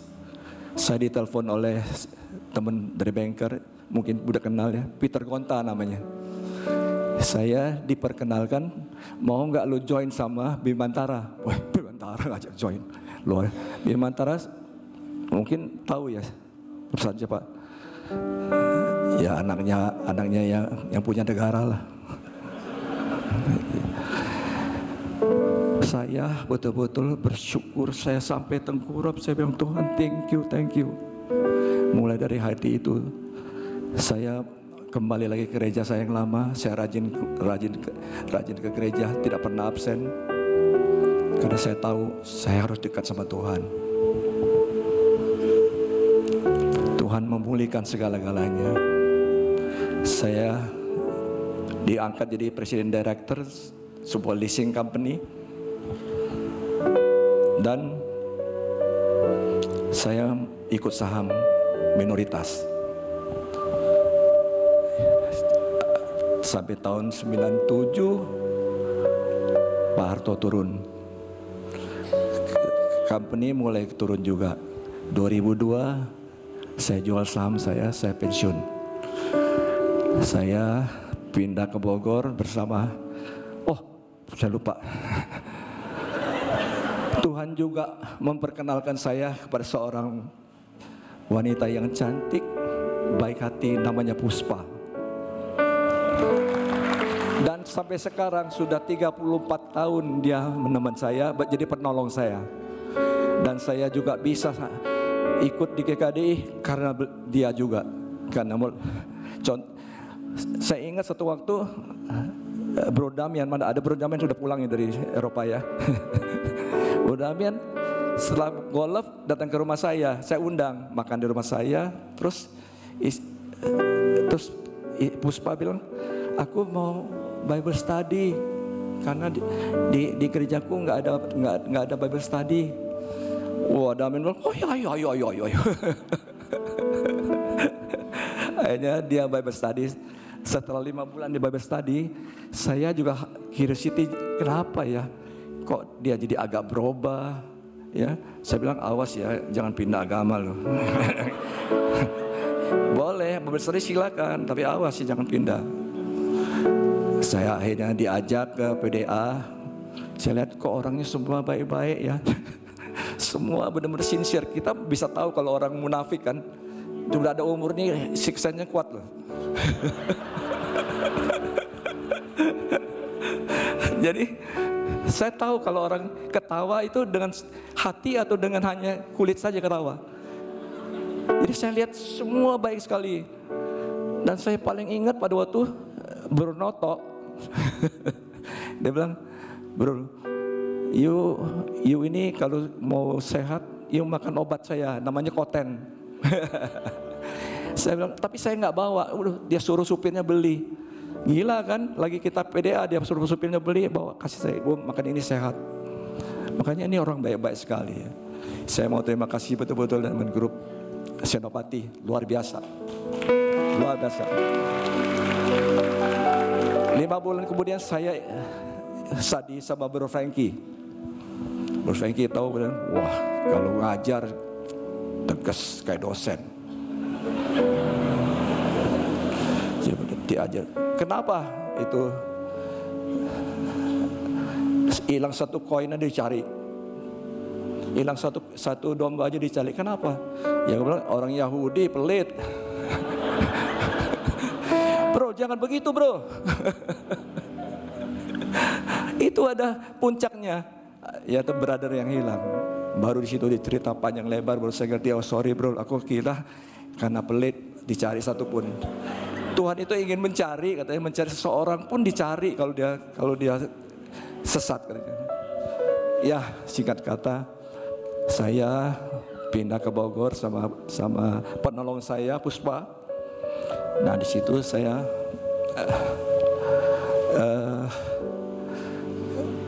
bicara sama Puspa, kita mau nggak dibaptis? Kenapa enggak? Ya orangnya baik-baik, oke kita baptis. Akhirnya Maret 15, masa hampir Covid kalau kata. Covid udah terakhir lah.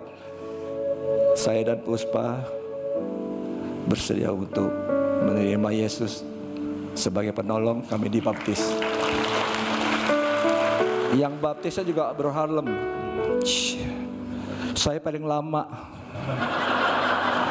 Ini orang dosanya banyak, agak lamaan. Tapi puji Tuhan, Tuhan sungguh baik. Tuhan tuh luar biasa. Saya seorang yang begitu keras hati, saya bisa dirubah sifat saya. Dari suka marah, sombong, semua hilang. Ya saya nggak tahu kalau ada yang merasa masih saya sombong, maaf aja ya. Setelah jadi murid saya merasakan apa? Saya mulai tentram sekali. Saya punya keluarga yang baru. Karena apa? Saya semua orang tuh kayak betul-betul keluarga. Enggak saya seperti saya zaman-zaman dulu. Tempat saya yang dulu gereja saya dulu lah. Takut ngomong gereja lain nggak boleh kata. Kata Cihe nggak boleh katanya. Ya, jadi make a long story short, saya sekarang udah menginjak hampir 80. Jadi saya betul-betul berterima kasih kepada Bro Damian Sofifi. Kau telah membawa aku dari dunia yang sesat.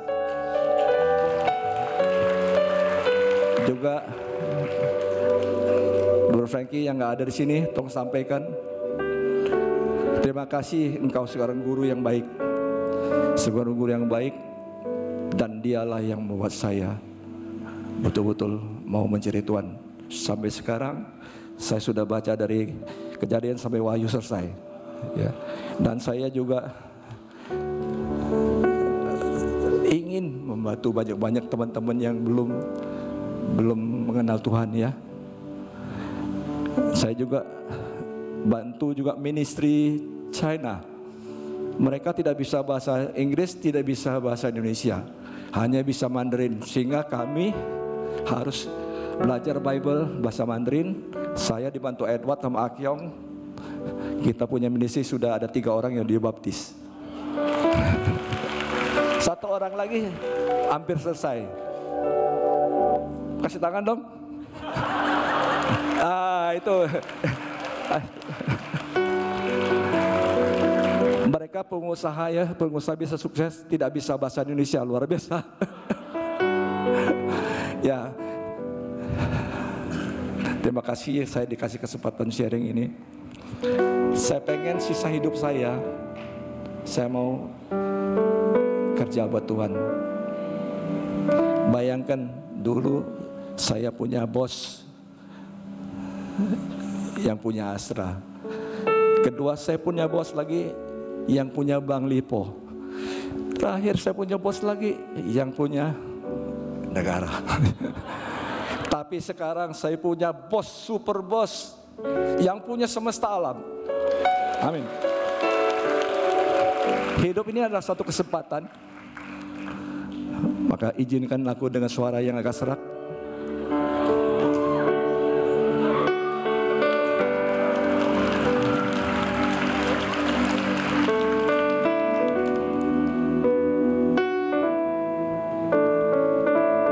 Cocok sekali lagunya. Hidup ini adalah kesempatan. Hidup ini untuk melayani Tuhan. Jangan sia-sia waktu yang Tuhan beri. Hidup ini hanya sementara. Tuhan, pakailah hidupku. Ayo, lansia-lansia, ayo, yuk. Jadi aku masih kuat. Bila saatnya nanti ku tak berdaya lagi. Hidup ini hanya sementara. Tuhan, pakailah hidupku selagi aku masih kuat. Bila saatnya nanti ku tak berdaya lagi, hidup ini sudah jadi berkat. Thank you. Terima kasih Bro Harlem udah jauh-jauh dari Singapura untuk dengar saya. Di sini aja. Tepuk tangan lagi dong buat Om Irsan. Ini kayak lagi di rumah terus dengerin ini ya, petua-petua. Luar biasa. Jadi sepertinya kita tidak usah lagu komuni, kita langsung komuni aja karena tadi udah bagus banget. Kita percaya bahwa hari ini kita bisa melihat bahwa pengorbanan Yesus di kayu salib itu membuktikan bahwa, dan dia bangkit membuktikan bahwa dia benar-benar Tuhan. Kalau dia bukan Tuhan, Om Irsan hari ini kita nggak akan dengar cerita perubahan hidup dia. Amin. Mari kita sama-sama siapkan hati untuk kita mengambil komuni. Kita barengnya sini.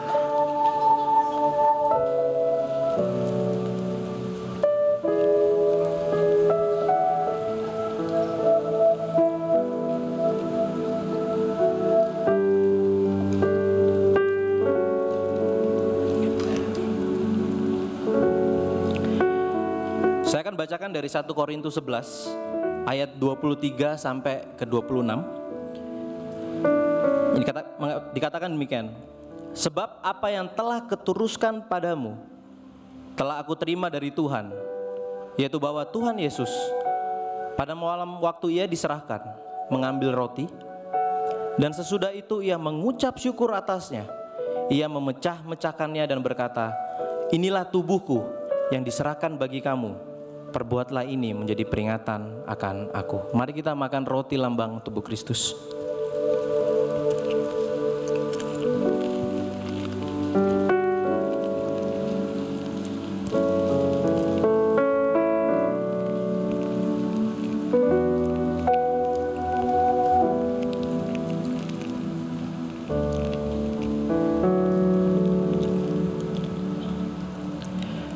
Mari kita siapkan anggur kita. Demikian juga ia mengambil cawan sesudah makan lalu berkata, cawan ini adalah perjanjian baru yang dimeteraikan oleh darahku. Perbuatlah ini setiap kali kamu meminumnya menjadi peringatan akan aku. Mari kita minum anggur lambang darah Kristus.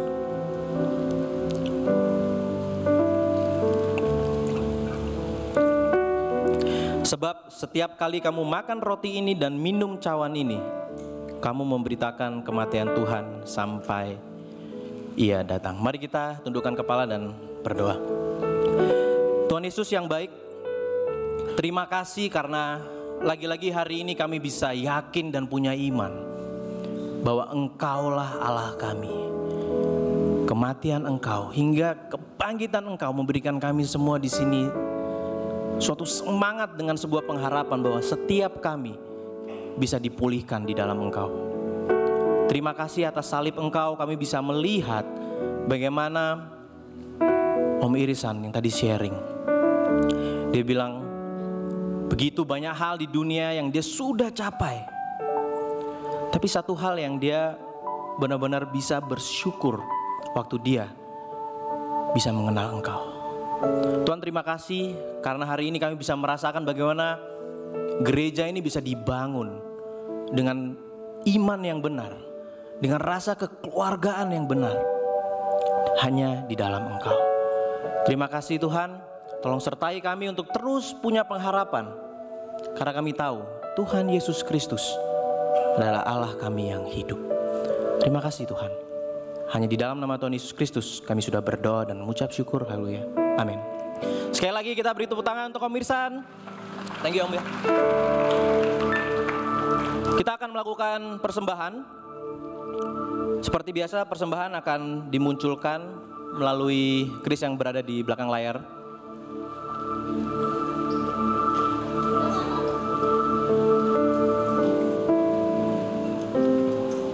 Datang ya.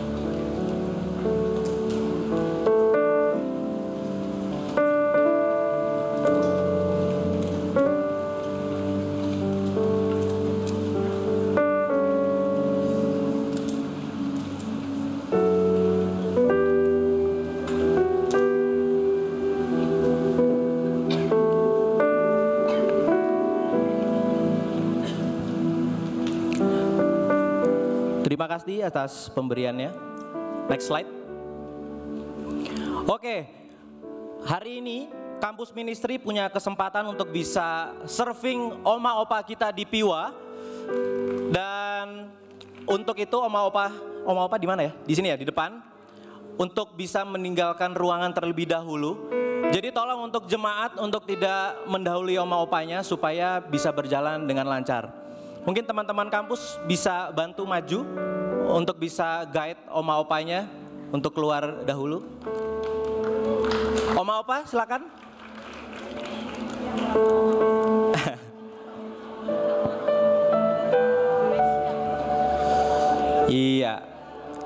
kesempatan ya untuk liftnya akan dipakai untuk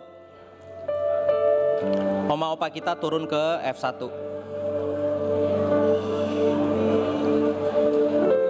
Oke, kita tunggu dulu.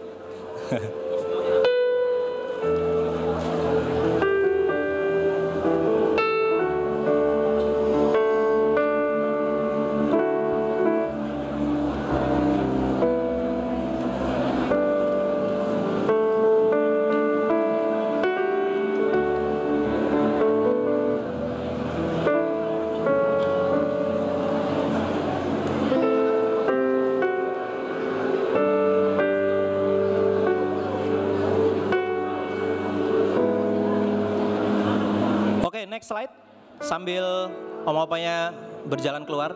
Seperti biasa, minggu depan tetap ada ibadah jam 8 pagi dan jam 10.30. Mohon perhatikan untuk di ministry masing-masing di jam berapa. Next, kita akan saksikan ada sebuah video dari Teens Ministry.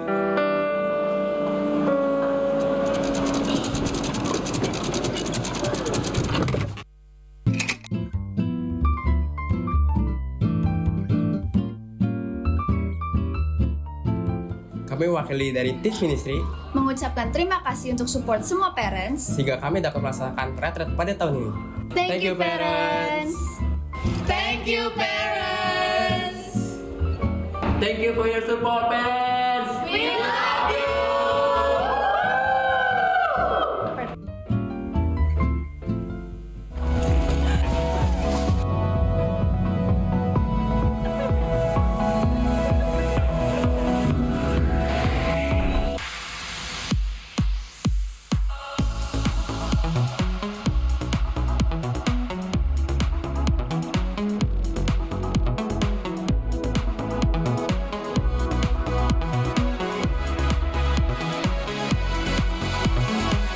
Waking up knowing there's a reason.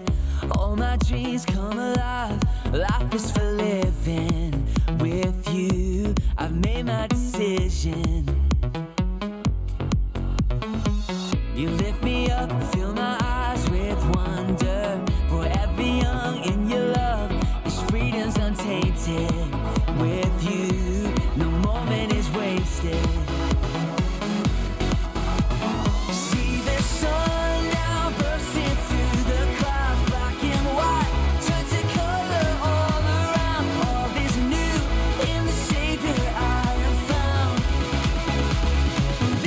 Living now.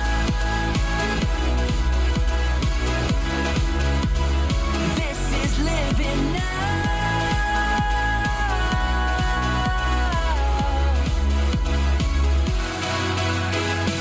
You living now.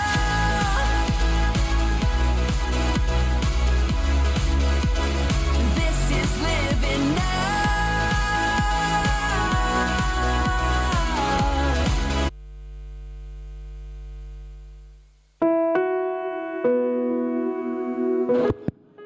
Mari kita beri tepuk tangan buat adik-adik kita di Teens yang kemarin mereka habis retret. Oke, untuk itu mari kita tutup ibadah hari ini dengan berdoa. Mari kita bersatu dalam doa. Tuhan Yesus, terima kasih karena saya bersyukur hari ini kami semua di sini bisa memuji Engkau. Kami bisa mendengarkan firman Engkau. Bahkan kami langsung melihat sebuah bukti nyata bahwa firman Engkau itu hidup dan mengubahkan. Tuhan, kami mau berdoa supaya hari ini bukan jadi ibadah yang seru aja. Tapi ini sebuah langkah di mana kami terus punya pengharapan sama Engkau. Kami terus punya kesempatan, terus punya kemauan untuk bisa terus mencari Engkau dengan benar. Karena kami tahu hanya di dalam Engkau lah kami memperoleh hidup itu. Tuhan, mau berdoa juga khususnya untuk brother kami, Bro Yanto, yang sedang menjalani cancer treatment di Singapura. Tolong bantu supaya segala treatment yang akan dilalui dia. Engkau sertai supaya semuanya bisa mendapatkan treatment yang terbaik. Tolong bantu juga untuk iman dari Bro Yanto dan keluarga, bahwa di masa-masa seperti ini mereka tahu bahwa Engkaulah Yehovah Rafa, Allah yang menyembuhkan, Allah yang maha kuasa, yang tidak punya limit di dalam kekuasaan itu. Tuhan tolong bantu supaya brother sister juga bisa punya support yang benar-benar menunjukkan bahwa Engkau mengasihi keluarga mereka. Terima kasih Tuhan. Tuhan mau berdoa juga untuk bangsa dan negara ini.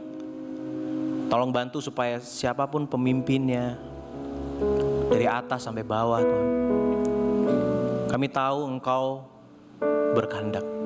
Kami tahu Engkau akan menjaga kami sebagai umat Engkau Tuhan. Dan biarlah segala keputusan apapun dalam pemerintahan ini Tuhan, ataupun bahwa pemerintahan dunia juga Tuhan, tolong bantu supaya kami tetap terus beriman sama Engkau, karena kami tahu kami dalam perlindungan-Mu.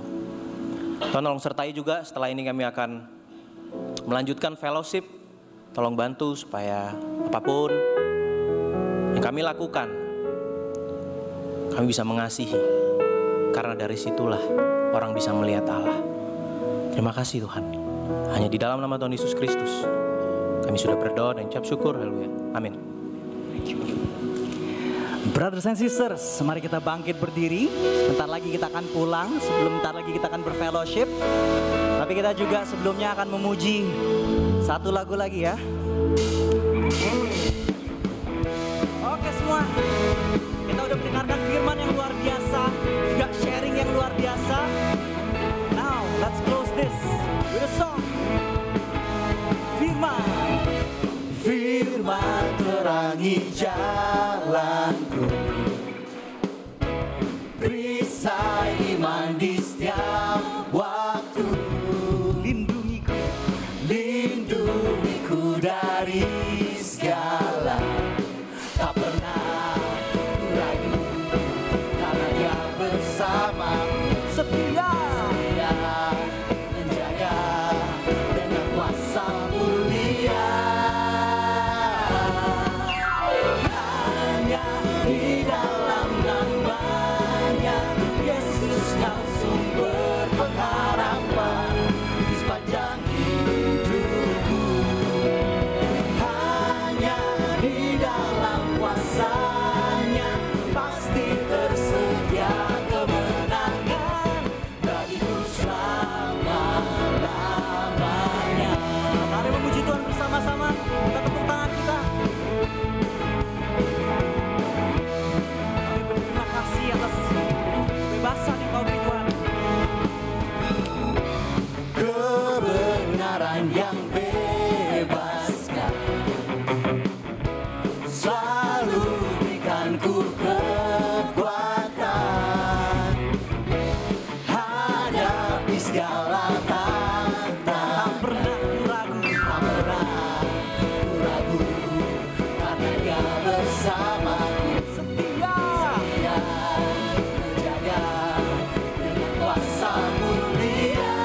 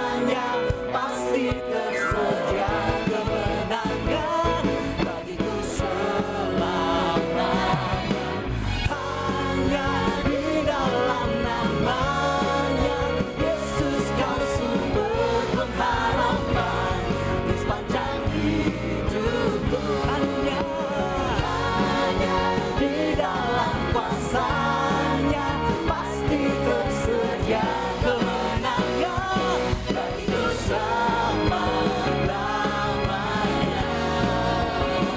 Amen. Dalam namanya,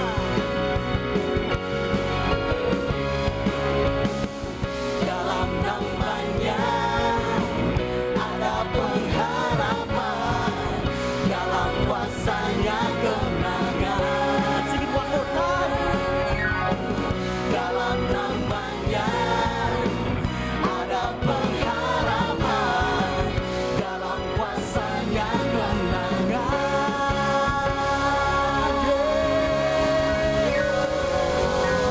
Pujilah nama Tuhan kita yang besar. He's great. Ada kuasa dalam namanya. Brothers and sisters, ibadah sudah selesai. Mari kita berfellowship. Happy Sunday. Brother sister, sebentar, ada ralat sedikit. Ada ralat sedikit tadi, saya kelupaan.